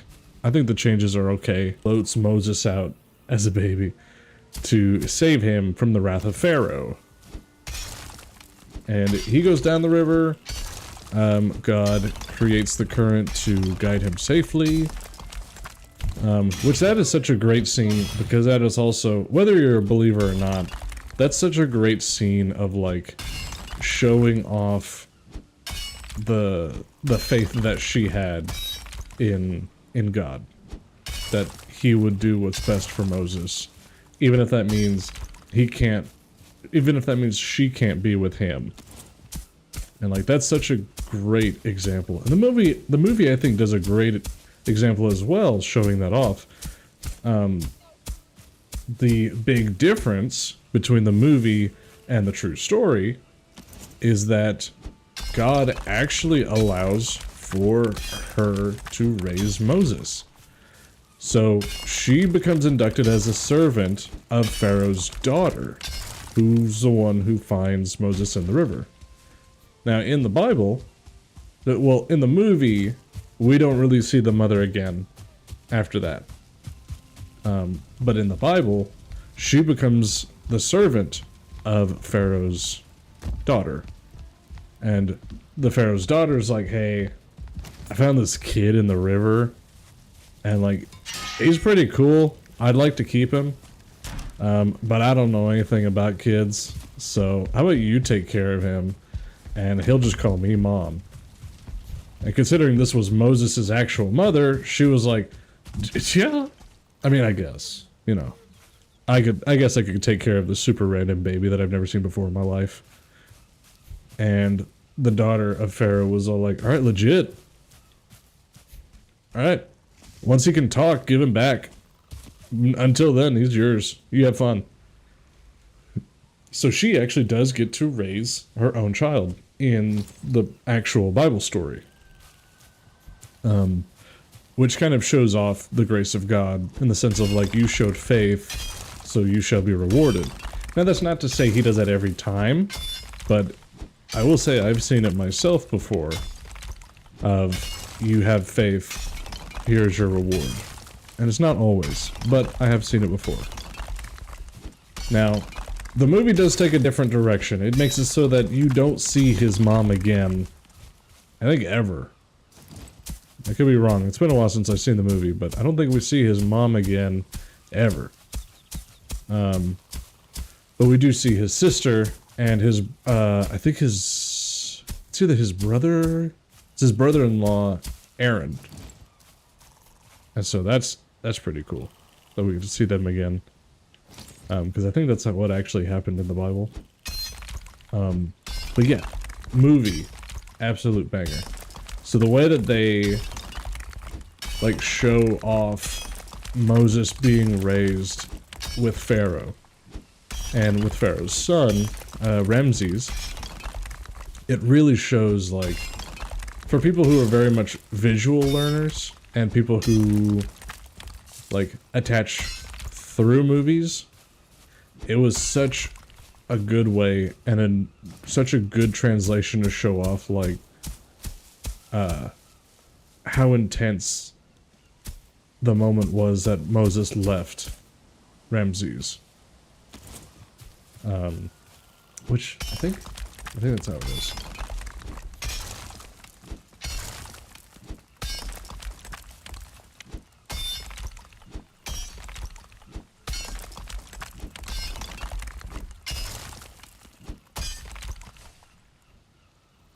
Yes. Yeah, yeah. So Moses' mother was actually supposed to raise him, but in secret as the Pharaoh's daughter's servant. But they took that away so that they could solidify that Moses never knew his family, essentially. It was a creative decision. I don't know if I agree with. I know that this movie was designed to also teach kind of like Bible stories or teach Bible stories to non-believers. And even then, like, they do some really cool stuff, but they also make some strange decisions. Like that. Like, why didn't they let his mother raise him? I'm not sure. I guess it's to make the betrayal seem more and more intense, that the people that he thought were his mother and his father and his brother really didn't see him as, like, Egyptian. Or they didn't see the Israelites as human. And so, I think if he was raised by his mother, they might have not been able to portray that as well, because he would know that he's not Egyptian. He would know that he was an Israelite. Whereas in the movie, they solidify, like, he believes he's an Egyptian. They're like, Moses, you're an Egyptian, you know, that whole song he has with his mother. And that one scene that he has with his brother, Ramses, where he's like, they're only slaves. And it's like, whoa. And if that's the case, even after Ramses knows that Moses is an Israelite, Ramses is all like, I can make you an Egyptian though. I am the morning and the evening star. That whole scene? Yeah, I really liked Ramses in the beginning too. He's like, I am the descendant of the gods. Which a lot of the Egyptian leaders believed so. And so, that whole scene whenever he was like, I'll rewrite the world to make you Egyptian. Just kind of like... Yeah. Yeah, and then he became bad guy fast. He had a banger part in the Let My People Go song, though. You who I called brother, how could you have come to let me so? Is this what you wanted? Oh, so good. You do that to me? Is it for me? Yeah, but keep in mind, Johan, he would... So, let's put this in perspective a little bit. Yes, it would be nice if he was like, I'll make you Egyptian, but at the same time, he still sees your original nationality as nothing more than slaves. So then, how does that linger in the back of your mind? Of like, oh dang. Maybe he doesn't truly care about the people. He just cares about me enough to lie to the rest of the Egyptians. And like, that's kind of cool, but at the same time, he still doesn't see a whole lot. Down a river too. Too bad your mom didn't love you enough to push you down a river. with hippos and things. Floating down the river, Grandma! There's the axe. I couldn't find my axe for a while. My big axe.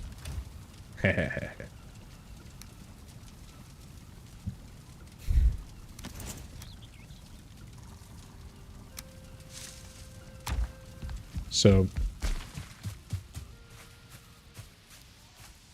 for a better life before he could form a thought.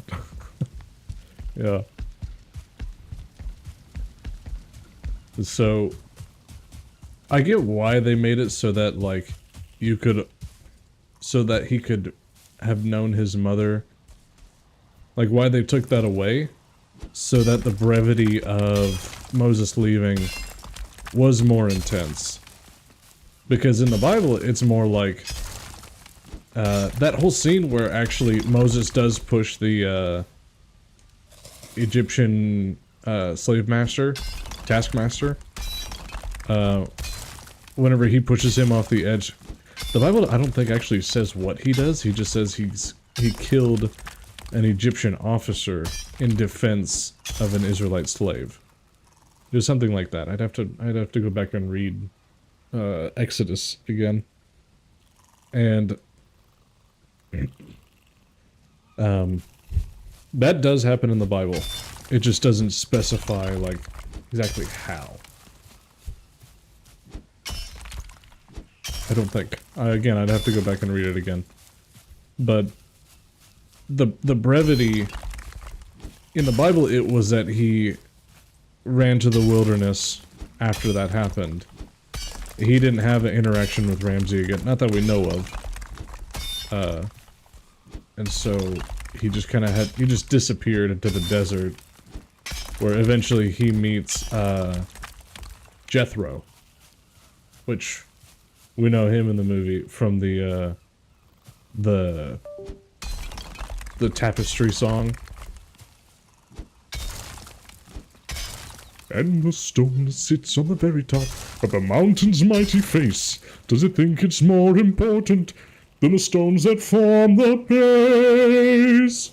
That part? That guy's awesome. I love that song. That's my favorite song in the whole movie. So how can you know whether a man is worth by what he builds or buys? You can never see with the eyes of man. You must look at your life. Look at your life through heaven's eyes. Look at your life through heaven's eyes. Oh. And that's why we share what we have with you, though there's little to be found. When all you've got is nothing, there's a lot to go around. Oh, it's such a good song. Definitely my favorite song.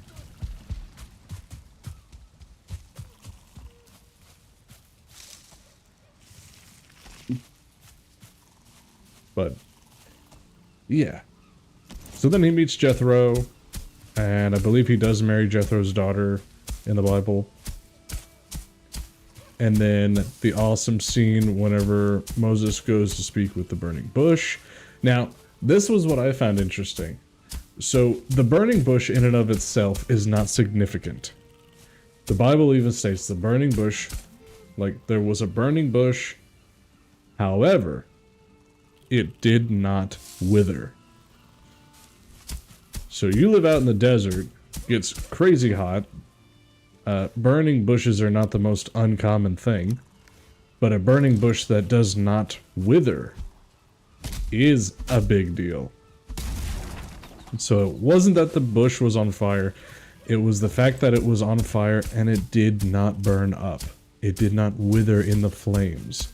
And I really like how Prince of Egypt does it, because they actually make the bush grow in the flames. It's such a cool way to translate that and kind of show, like, it wasn't the fire that made it spectacular. It was the fact that it wasn't burning up.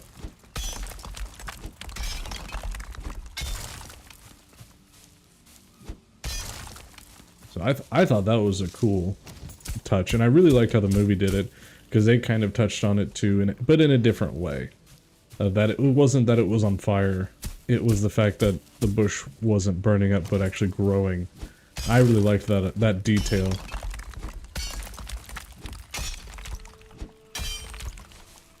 Also, you know what's really funny? I found out while doing a little bit of research into Prince of Egypt.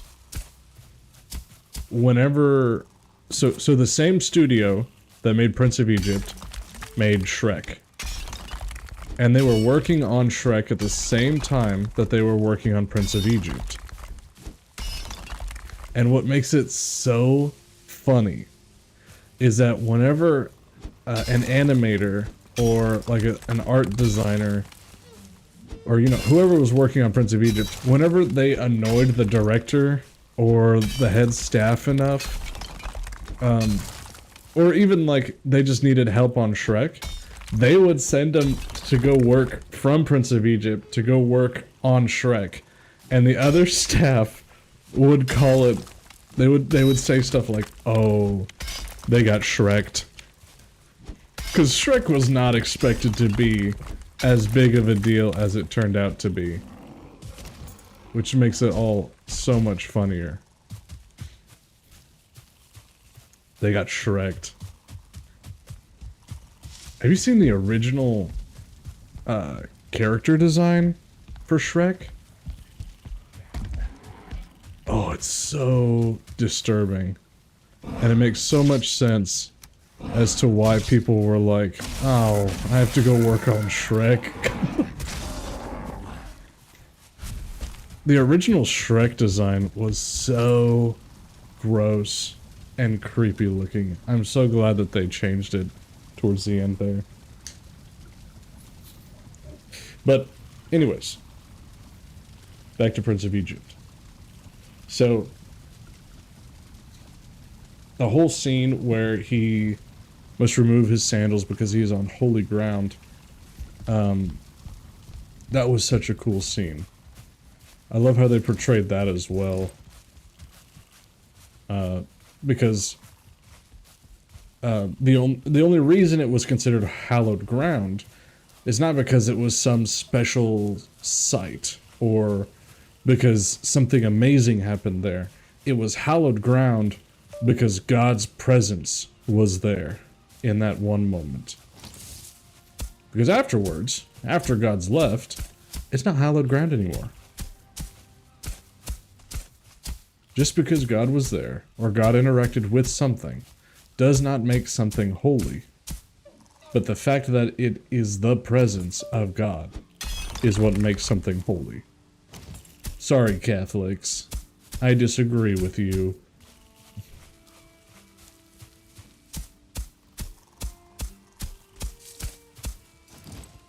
And I will always disagree when it comes to biblical relics. With the Catholics.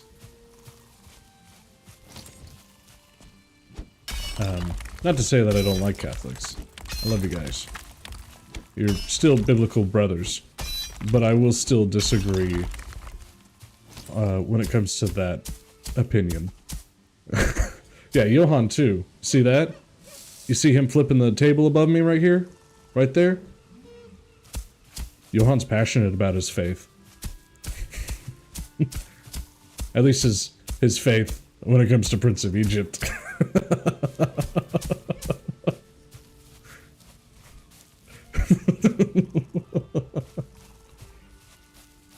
Yeah. But that movie is really good. And it's not a one-for-one recreation of the Bible. And even they say that. Like, it's not a one-for-one. It came out in 1998. That's wild. Dude, Prince of Egypt came out on cassette. On VHS. Does anybody remember VHS? Be Kind and Rewind? I know, they won't know what it is. Fun fact. Here's another fun fact for you guys out there. Do you ever listen to, Mr. Blue Sky by Electric Light Orchestra. It was like the main theme song for Megamind for a while. Well, at the end, he doesn't say, Mr. Blue Sky. That's not what the end of the song is.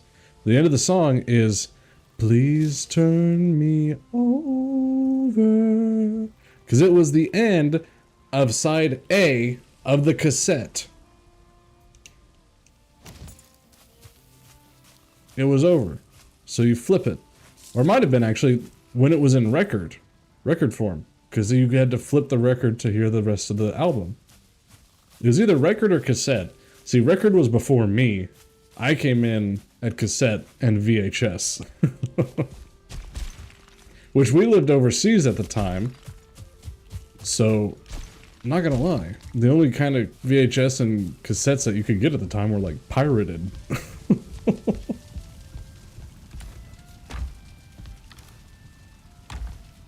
So, sometimes we would have... Yep. That's why they had that super cool intro on a lot of their movies where it was like, you wouldn't steal a purse. You wouldn't steal a car. You wouldn't steal a DVD. Or something like that. Pirating is stealing. That was such a metal intro. That was the moment when I was like, are the FBI gonna come to get us? Because all of our VHS are pirated? We lived in like a third world country for like 5 years. I don't think the FBI was gonna come after us for pirated VHSs that were legal in that country. But little John was like, the FBI's gonna come after us. We gotta turn it off. They know where we are. Yeah, little John was not the brightest guy in the world. He still isn't, really. He just really likes video games and stories. But anyways. Prince of Egypt. Absolute banger. They took some creative liberties, but for the most part, they stuck to the core themes of the Bible. And I think they did, honestly, a really good job. I'm sobbing. Why are you sobbing?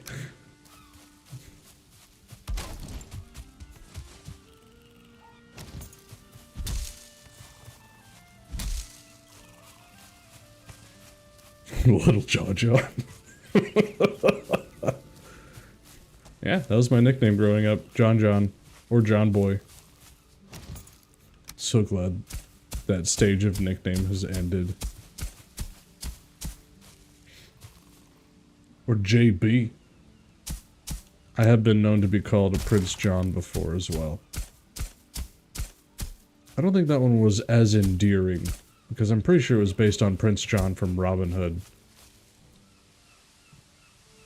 So I don't know how that works. Probably something my siblings gave me. Like, oh, Prince John. Let's see.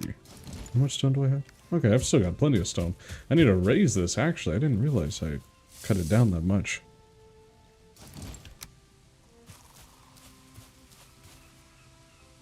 This has already gotten too short, so I'm gonna have to cut it down. But let's see. What else about Prince of Egypt was absolutely awesome, besides the whole movie? I'm gonna diverge into Jethro's song, Look Through Heaven's Eye. I freaking love that entire song.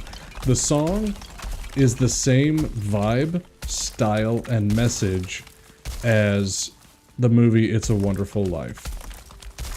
And so to me, that song just kind of like fully encapsulates the movie It's a Wonderful Life of like, how can you comprehend your impact on life and your impact that God has put you on the earth for, and yet you don't even have, like, a bird's eye view of even your own house. So how can you expect to have the same viewpoint as the one that created you? Man, I love that song.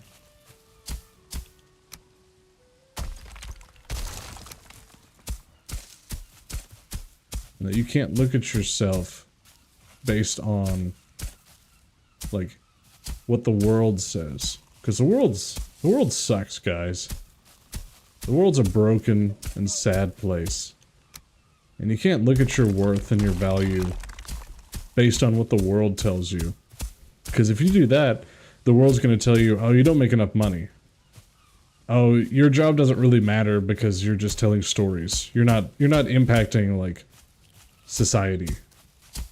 Or, you know, the world tells you a lot of things. The world sucks. The world's a broken and sad place. And so just like Jethro says, he says, how can you, hold on. How can you judge what a man is worth by what he builds or buys? You must look at your life through heaven's eyes. Absolute banger. Oh. If you ever want to know what the story of It's a Wonderful Life is, but broken down into a song, that's what Jethro's song is. Love it. It also kind of touches on the idea of the body of Christ.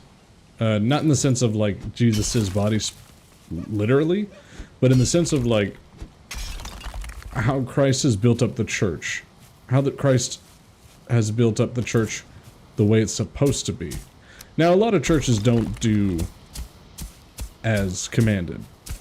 And from a biblical standpoint, that makes them not churches. And so, if any of you guys out there have ever been hurt by a church, and it wasn't based on a sin that you committed, then that's not a real church.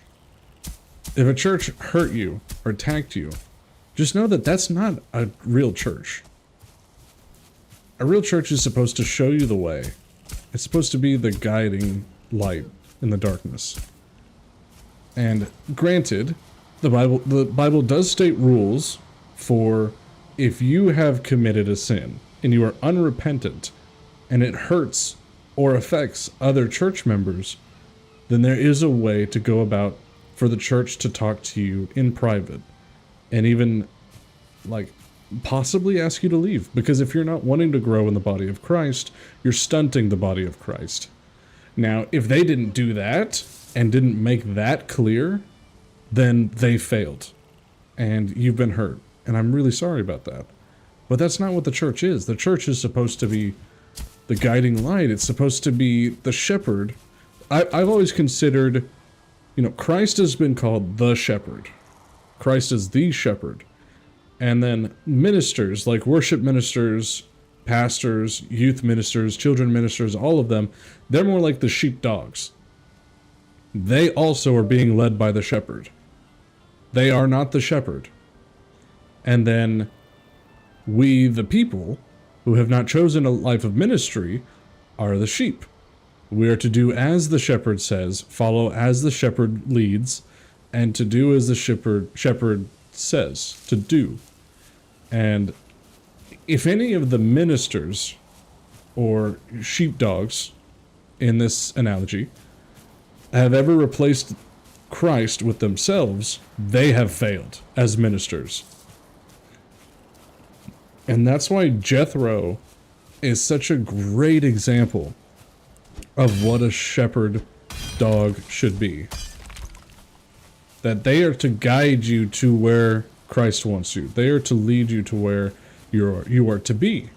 They are not to be your salvation. Ministers are not to be your Jesus. And so that was a whole big tangent. Just because, like, I am a Christian, I'm a believer, but here's the problem. Christian has been muddied in with so many other ideas of what that word means that at this point I just start calling myself a believer. Because, yes, I lean towards like Baptist beliefs. That does not mean I agree with everything that Baptists do.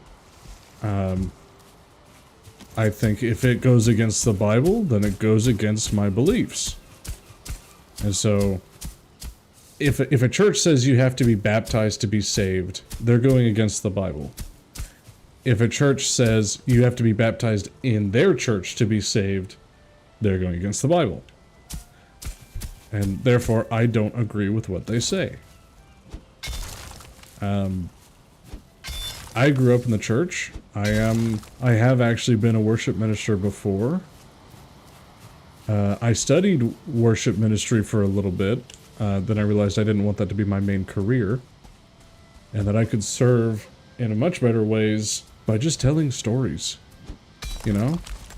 Prince of Egypt is a perfect example of that. It's a biblical perspective. And, you know, it's also a Bible story, so they can actually excel with that. But not every biblically perspected story, I know that's not the right word, but I can't think of it right now. That doesn't mean every biblically based story, I should say, has to be a Bible story. You know?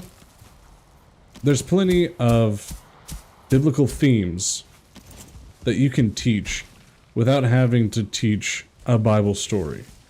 Because a lot of people are going to get turned off by hearing, you know, this is a story from the Bible. That's cool and all, but you know, I feel like that more so pertains towards believers. And if you're not a believer, sometimes that can turn you off. Prince of Egypt is one of the few that can pull it off. Because they, firstly, focused on quality. Quality of storytelling, quality of music, quality of character design. They didn't let the quality go for the sake of preaching a message. Now you got a movie like God's Not Dead, which, in my opinion, is a garbage-duty, hot-watered mess of a movie. And it is an absolute disaster in my mind. It's cheesy. It puts preaching over quality, and it's super unrealistic. I'm not gonna lie. If a professor walked up to me and told me, you need to deny your faith in order to be considered a real, like, scientist or a real person of this profession, immediately I would be calling a lawyer, because that's discrimination. They can't do that. And so the movie is already unrealistic. It's so dumb. And like, ugh. Prince of Egypt is proof and evidence that you can tell a biblical story while not sacrificing, without sacrificing quality. And I want to do that with my video games once I open my game studio, because I am studying game design right now. And I man, it's such a travesty seeing like movies that have really good potential absolutely flop because they put preaching and the message over quality and storytelling. Like they're very much about, you know, I'm gonna tell you the story. It's like, no, that's boring. Don't tell me the story, show me. Why do I need to care about this character? Why do I need to care about, like, my soul, essentially? Why do I care about such and such? Don't exposition dump on me. Oh, it's because just as Jeremy. Jeremy grew up in the church, and he's a good boy. And he has worked very hard for all of his Bible stories. I don't care. I really don't care. Show me a story. Show me. That's why I'm watching a movie. That's why I'm playing a video game. Could you imagine if you're playing Dead Space and instead of you discovering and you learning and you fighting and you adapting to learning the zombies, from learning how to use new equipment, to discovering the entire ship itself, and even like discovering why the zombies even exist. Could you imagine how boring the game would be if they just told you? Oh my gosh. And that's what so many movies are failing at these days. Prince of Egypt is a beautiful example of stating, like, I'm not gonna tell you why you should care about Moses. I'm not gonna tell you what he did that made him get kicked out of Egypt. I'm not gonna tell you why he cares about his brother, or why Ramses cares. I'm not gonna tell you why Ramses cares about Moses, even though they're not blood brothers. But rather, I'm gonna show you. And that's what Prince of Egypt does so well. Because it doesn't preach at you. It doesn't tell you, you know, God loves you the way you are, so don't change. First of all, that's not a biblical belief at all. And secondly, that's not what the movie does. The movie tells you. It shows you, not tells you, sorry. It shows you. And it, oh man, I love it. The way that that movie does it. God's Not Dead fails horribly. Because the quality is bad, the story is unbelievable, and it tries to tell me why I should care. Also, it's unrealistic. His girlfriend immediately is like, you know, his girlfriend, who supposedly grew up in the church with him, while they're in college, the professor's like, immediately walks into the room and just writes on the marker board, God is dead. It's like, really? That is not realistic. That's dumb. And then he's all like, if you believe that God's not dead, then you're stupid. It's like, yeah, people have that opinion, but that doesn't mean they just straight out say it or flat out say it in their profession as a professor. And then his, like, the main character's girlfriend, who is a Christian that grew up in the church with him, was all like, I don't know, Jeremy, maybe you should deny your faith and Christ so that you can graduate. It's like, are you kidding me? You're gonna fold right at the beginning of the movie? This is realistic? Dumb. Dumb. Yeah. Shows us in the best way possible. Exactly. Yeah. And what else do they do? Prince of Egypt also employs music, which is not boring at all. You can do music badly. Look at Wish. And it will drag a movie down bad. Oh yeah, I'll call out bad products. I didn't watch it either. I watched YouTube videos. I didn't want to waste my time watching a whole hour and a half of a movie that I could tell was garbage from the trailers. Ain't no way. But Prince of Egypt, if you actually go and watch breakdowns of the songs and like breakdowns of the notes of like that one song he does where he's like, all I've ever wanted. That song? Oh man, the breakdown of that song is so freaking good because his singing is in conflict with the song's beat, which is in conflict with the woodwind. He himself is in conflict. You can see that in the movie. And the music makes you feel it. The movie makes you see it. And as he's singing it, you're also hearing it. There is newfound conflict. And, oh, it's so well done. Please go watch breakdowns of the Prince of Egypt soundtrack. It is amazing. It is so good. And so, again, they employ music. They do it in such a good way that it's like, it makes you care.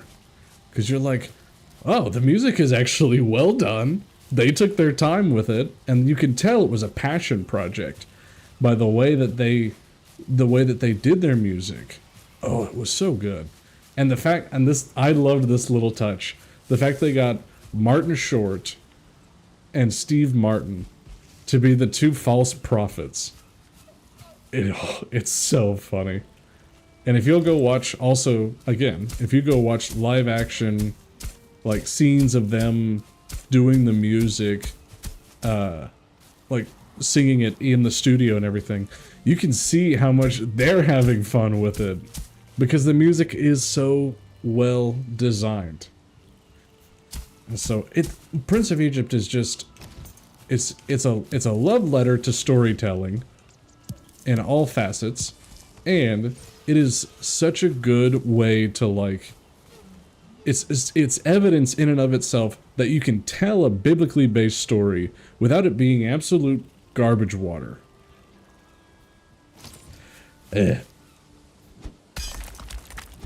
Absolutely. An absolutely stacked cast. And you know what really sucks about all this? Disney and Pixar could do this. They could recreate this. But they won't. They never will.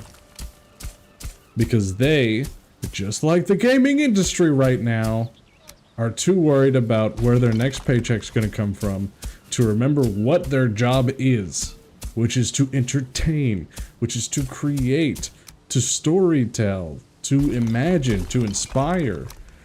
And now it's all about paychecks. It's all screwed up. And you see that with video games too. Black Ops 7. That's all I need to say as evidence. But I'll add another one. You ready for this? Assassin's Creed Shadows. Wow, that's crazy. I mean, it's only 2 games though. Concord. I could go on for hours talking about absolute hot garbage games that you can easily tell were paychecks and not passion. Helldivers was almost a victim.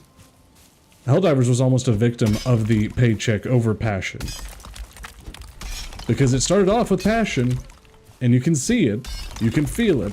It's such a good game. The design is very good, especially considering that they were given an out-of-date engine to work with. An engine that is 10 years out of date. And it is still thriving. It is still absolutely owning. Now it's hit some rocky spots, but that is what I'm talking about whenever I'm saying that they were almost a victim to paycheck over passion. It's because PlayStation decided to get its grubby little dirty money grub digits all up in the game. And they were like, actually, you need to have a PlayStation account to play our game. Which cut out like a third of the world? Because they couldn't get PlayStation accounts in their like their NAT type or something like that. And then everybody was like, well, I'm not gonna play this if they're gonna be that dumb. And so the game almost died. It was on life support. And that's where the review bomb comes from. If you got the review bomb cape and you don't know what it means, that's what it means. They literally told them, if you don't, like, Arrowhead, literally, the community manager for Arrowhead actually said, if you don't like what PlayStation did, review it. And that's what the review bomb cape is in Helldivers. That is literally the cape being the representation of the downgrades, of all the downvotes that suddenly just tore apart Arrowhead. And I know Arrowhead didn't like it. And it was sad to see Arrowhead get hit like that. But at the same time, it reset PlayStation. It made them back off. And then Arrowhead got more control, and I think that was a huge point in time where gamers realized how much, like, persuasion we have in the gaming industry. That without us, game industries will collapse. And it's not always a bad thing. Call of Duty thinks it has fail money. Let's make them exercise their wallet, huh? Black Ops 7. That needs to be evidence of what not to do in the gaming industry. Absolute flop. So disappointed in that. They could have made that into such a huge game. Really, actually.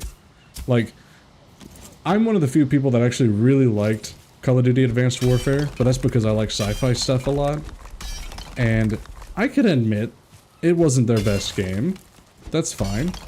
I can admit, yeah, Call of Duty Advanced Warfare was not the best game that they ever made, and it also was not for their demographic. COD players don't want sci-fi, and it's very obvious.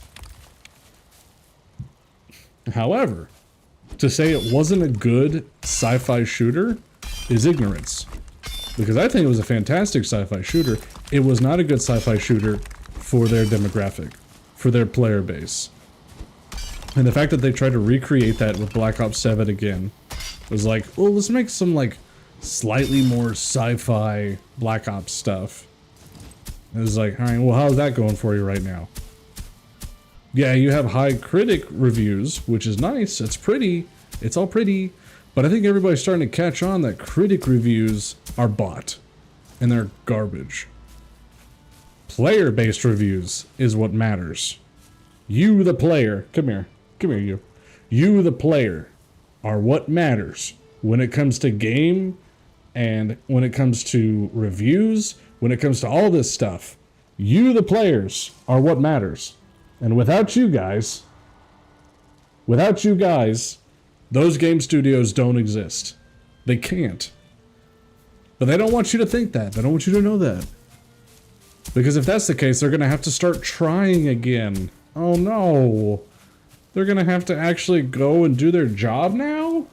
And not just get an easy paycheck like Disney does? Dang it. Yeah, hold them. Hold them by their balls. Make them remember the promises that they made. Oh man. I shouldn't have picked up my camera. Now it's having an aneurysm. And not the good kind. Did this fix my camera? There we go. All good. I get real passionate about this stuff. What are we talking about again? The Prince of Egypt. That's right. Yep.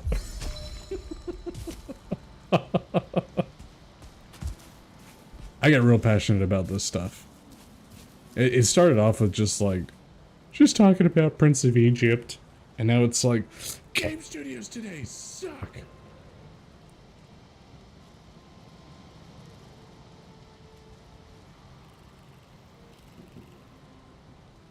Ugh. So yeah, Prince of Egypt is pretty cool. You guys should go watch it. And don't go watch God's Not Dead. It's garbage. Granted, yes, I believe that God is not dead. However, it could have been told in so much better way than that absolute failure of a movie.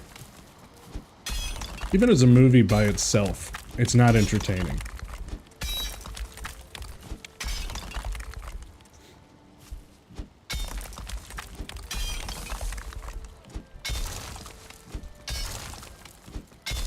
Ugh.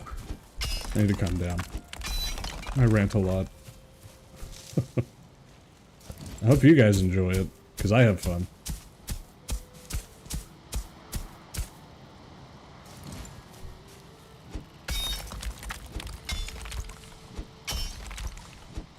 I just need to have a list of, like, stuff I need to rant about, or stuff I want to rant about. I feel like it's good content.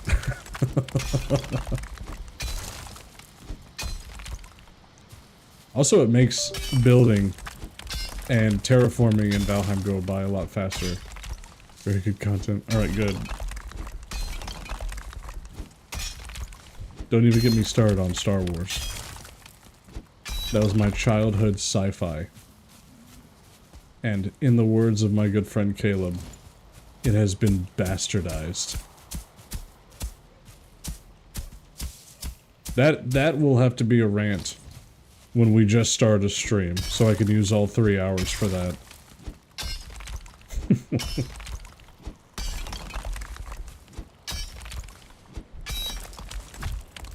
Ah, Broken pickaxe. Man, we're actually making a lot of progress with this, though. Oh, dang.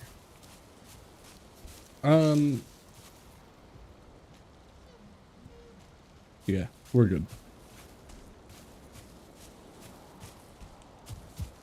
Just a reminder, 96% of you guys on YouTube are not subscribed.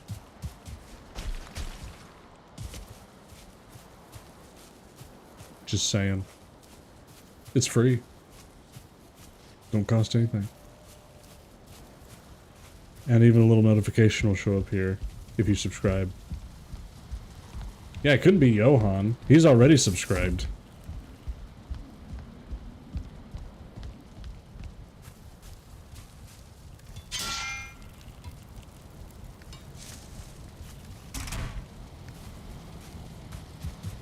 But still, yeah. YouTubers. Come on. It's free. It's the little button. It's the little button down there. Or...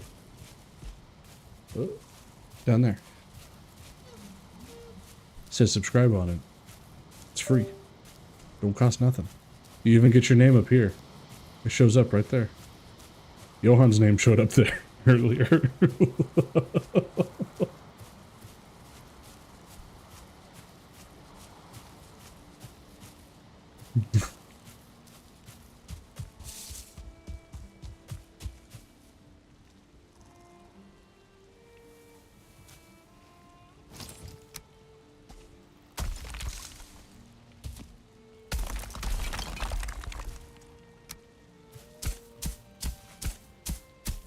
There we go. That spot right there. Hold on. That spot right there is going to be an absolute banger of a spot for a gazebo. I could gazebo so hard right there. You'll see it. It's going to get gazeboed so hard. It's going to be awesome. One might say grizeboed. You could be special too. For those of you on TikTok, I'm new here. Follow us there. Join us. I need y'all's help. Come on in. If you want to hear more rants, if you want to be a part of the conversation, join our Discord. We'd love to have you guys. That's the whole point of these streams. I'm studying game design, and I plan on making my own game studio. And the best way I know to keep from becoming disconnected like Call of Duty, Ubisoft, and so many other games and game studios, in order to avoid becoming disconnected like them, these streams are here so that I can always know what you guys want, what you guys like, what you guys are going to want employed in the game, stuff like that. Please stick around. I would love to get to have you guys in the conversation more. I want to hear what you guys have to say. I want to know what games you think did good. I want to know what game you think did mechs best. I want to know what games you think did LMGs best. LMGs don't get a whole lot of love, and you can see that in a lot of video games. Some of the few video games that actually did LMGs correctly was Battlefield. Very few. Not all of them. Call of Duty hardly does LMGs correctly. We're actually going through right now and actually rating what games did LMGs best. So I want your opinions. I want to know things. What games did monsters best in your opinion? I'm working on a concept design where you are a park ranger, air quotes, and you are going from state to state discovering cryptids. So I want to know, what game do you think did monsters best? Spooky, cool, unique, scary, wholesome, all of them. Let's hear them. What games did monsters best in your opinion?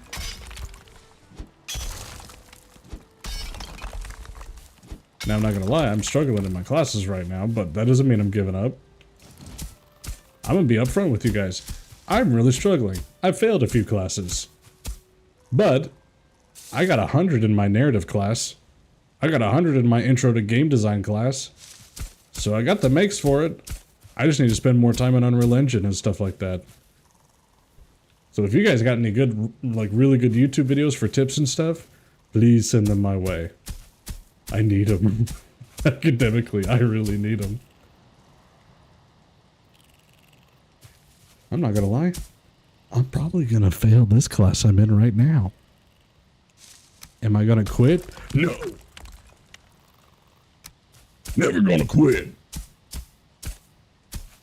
There ain't no reason to quit. If anything, there's more reason to not quit than to quit. I may look like a quitter. Heck, I may have quit before in my past. But not about stuff like this. Not about storytelling. There was one point where one of the professors said, you need to rewrite a portion of a mythology, rewrite it, and make it sound like a video game. I was like, alright. Bet. And I took the scene where... There's disconnected.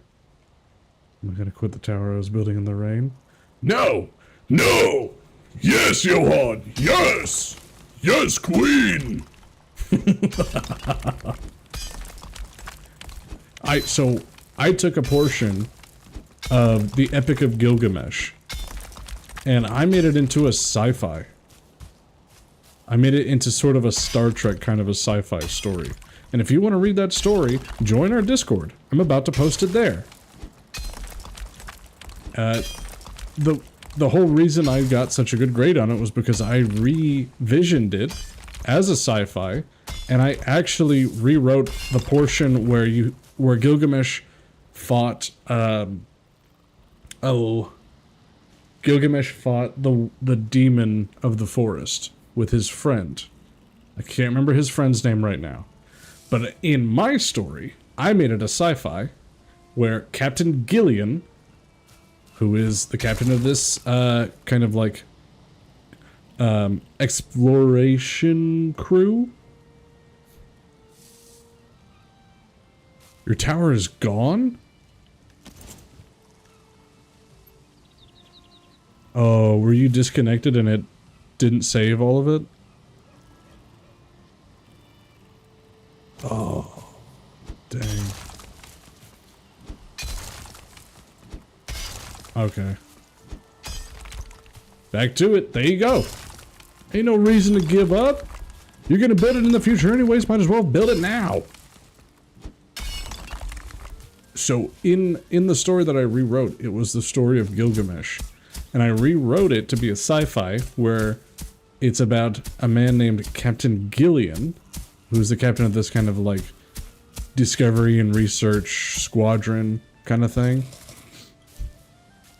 And his daughter, Gamma, she is an engineer and pilot. So his daughter, and they have a like a sentry robot that follows them, named E2H. The robot's name was E2H. Now, if you put it all together, that loosely spells Gilgamesh. Gillian, Gamma, E5H. Esh. And so I broke Gilgamesh's personality up into 3 different perspectives.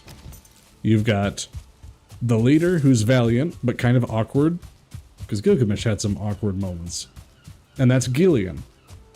You have the compassionate leader, who also cares about his people, who's the daughter, Gamma.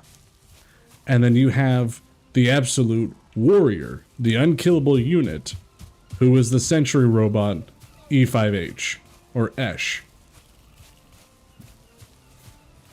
So, I broke up Gilgamesh into his 3 main personalities and rewrote him as a sci-fi. That's one of my favorite stories. I got 100 with some notes that were like, this is fantastic, this is great. So, trust me when I say the technical know-how is not all there for me, but the storytelling know-how is all there for me. So stick around. Please consider subscribing. We are a donation-based channel, which means I turned all of my ads down as low as I can, and all of our revenue comes from subscribers on Twitch, primarily coffee. Twitch takes 50% of the subscriptions and 75% of my ad revenue. Coffee takes 5%. So if you want to support us financially, please go follow us on Coffee. We'd love to have you. Oh, speaking of which, there's the link right there. Johan, I'm already resting. Whenever you're ready, no rush though. Oh. I am mixing up the stream just a little bit. We're going to start streaming on Monday, Wednesday, and Friday in the evenings. And then we're doing those are all Valheim, where I'm building this village, and anybody that follows on any platform and joins our Discord can actually be a part of our village. We already have, I think, 7 or 8 members, and we're all working together creating this huge village and everything. And if I get a comment asking for a tour that's not from a member of the village already, I'll show you exactly what the whole village looks like right now. But yeah, if you follow on any platform and join our Discord, you can be a part of our Valheim village. We'd love to have you. As long as you are 18 years old and you follow the Discord rules in the Discord and in Valheim, you are absolutely welcome. I've been working on this server for about 2 years, and now we have enough subscribers that this is actually a dedicated server, so I don't even have to be online for you guys to be able to play. Oh, yes. It's actually turning out really good looking now. That's our new members building over there. Her name is Vi. She started building a little cottage, and it is absolutely adorable. It is a nice little place. So if we get a comment right now that says tour from anybody who's not a village member, then I will show you everything we've been working on for the past, I think now we're going on to our 2 months since this server's been open, since I've been working on it. This huge building, the clan hall, is mostly done. I just need to put some walls on the outside for decoration. This was one of the first major structures. This was the first major structure that we started working on. I even cut down this top of the hill, and I rebuilt all the walls so that we're using earth instead of stone or wooden walls. So it's a very safe building. So that's earth, raising it up so it's a lot more stable, and inside is a lot bigger, a lot more impressive. Very cool building. I couldn't have done it without Johan and Perky Panda's help, gathering so many resources like stone and core wood. If you want to be a part of something like this, please consider following us on any platform and then joining our Discord, and you have access to this Valheim village, where you can build whatever you want, or you can be a part of our much larger building projects. Currently, the big building project that we're working on is cleaning up the island some more so that it's more viable for building, and collecting enough stone to continue our Great Wall, which we have started here. The wood is not the wall. It's the earth that's being raised up, and it's only getting bigger from here. So please consider following and joining. We'd love to have you guys to stick around. We are going to go ahead and close down the stream because it has been 3 hours. Again, every evening on Monday, Wednesday, and Friday, we will be streaming the Valheim village in the game Valheim, which the game's not too expensive either. Yeah, I think it's free if you have Game Pass, and then it's $20 if you buy it outright. And then Tuesday and Thursday mornings, I will be streaming Helldivers, which is one of my favorite games. And if we get to 500 subscribers on YouTube, I'm giving away a life-size 3D printed Helldivers helmet that I plan on painting in the future as well. I'm going to give it away just for free to any of our YouTube subscribers if we get more subscribers on YouTube. Also consider checking out my Etsy account and my Coffee account, which I will be posting more of. But I have 3D printed turrets from the game Helldivers. I've been working on a lot of these things. I'm currently working on finding the correct paint for them. I found silver. I found a silver paint that works pretty well. It made the Tesla tower actually look pretty sweet. But I need to find a yellow paint that works pretty well. Acrylic. Ugh. PLA plastic and acrylic don't like each other. But paint pens for some reason work really well. I think it's because it's an alcohol paint. So go check out my Coffee account and my Etsy account. Both should have the same list of 3D prints, and I'm only adding more. I have a seller's license that I've been working with this guy on making a bunch of these things, so if you want some sweet Helldiver merch, please go check that out. I also plan on making my own Valheim prints in the future. That one's going to be a lot more complex, but I think it's going to pay off in the long run. I appreciate you guys for watching. If you're on YouTube, consider giving us a subscribe and a like. If you didn't like the stream, give us a thumbs down. Just do us the courtesy of telling us what you didn't like, because we're never going to get better if you don't tell us.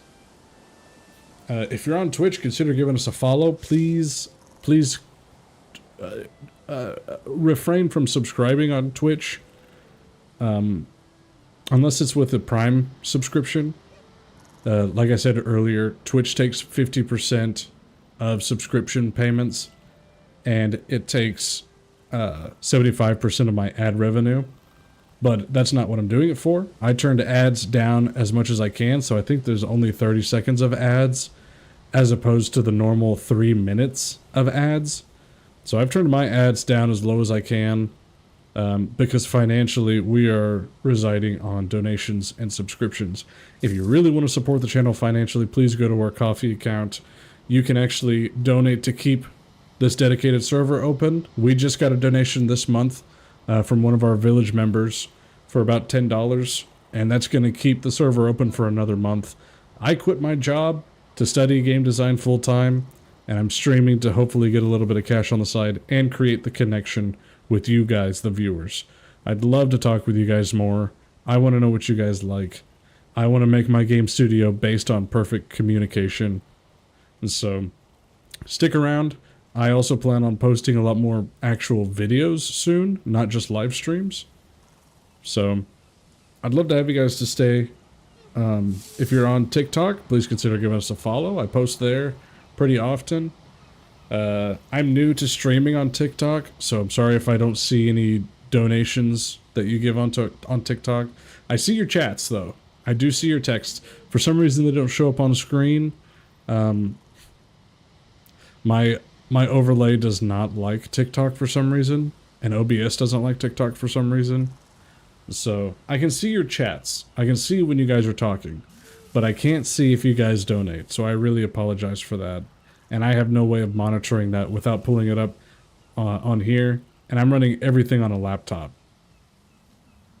So, I'm struggling as it is, just to keep the stream up, so I can't always see if people donate or anything like that. But, yeah. I appreciate you guys for watching. I hope you enjoyed watching as much as I enjoyed streaming. Stream's not going anywhere. Even after I have a game studio, stream's not going anywhere. It may get turned down just a little bit, but I plan on keeping the stream even after I make a game studio. Just so I can always keep that connection. But I'm going to go ahead and call the stream here. I really appreciate you guys for watching. Johan, do you have anything you want to say to the beautiful viewers out there?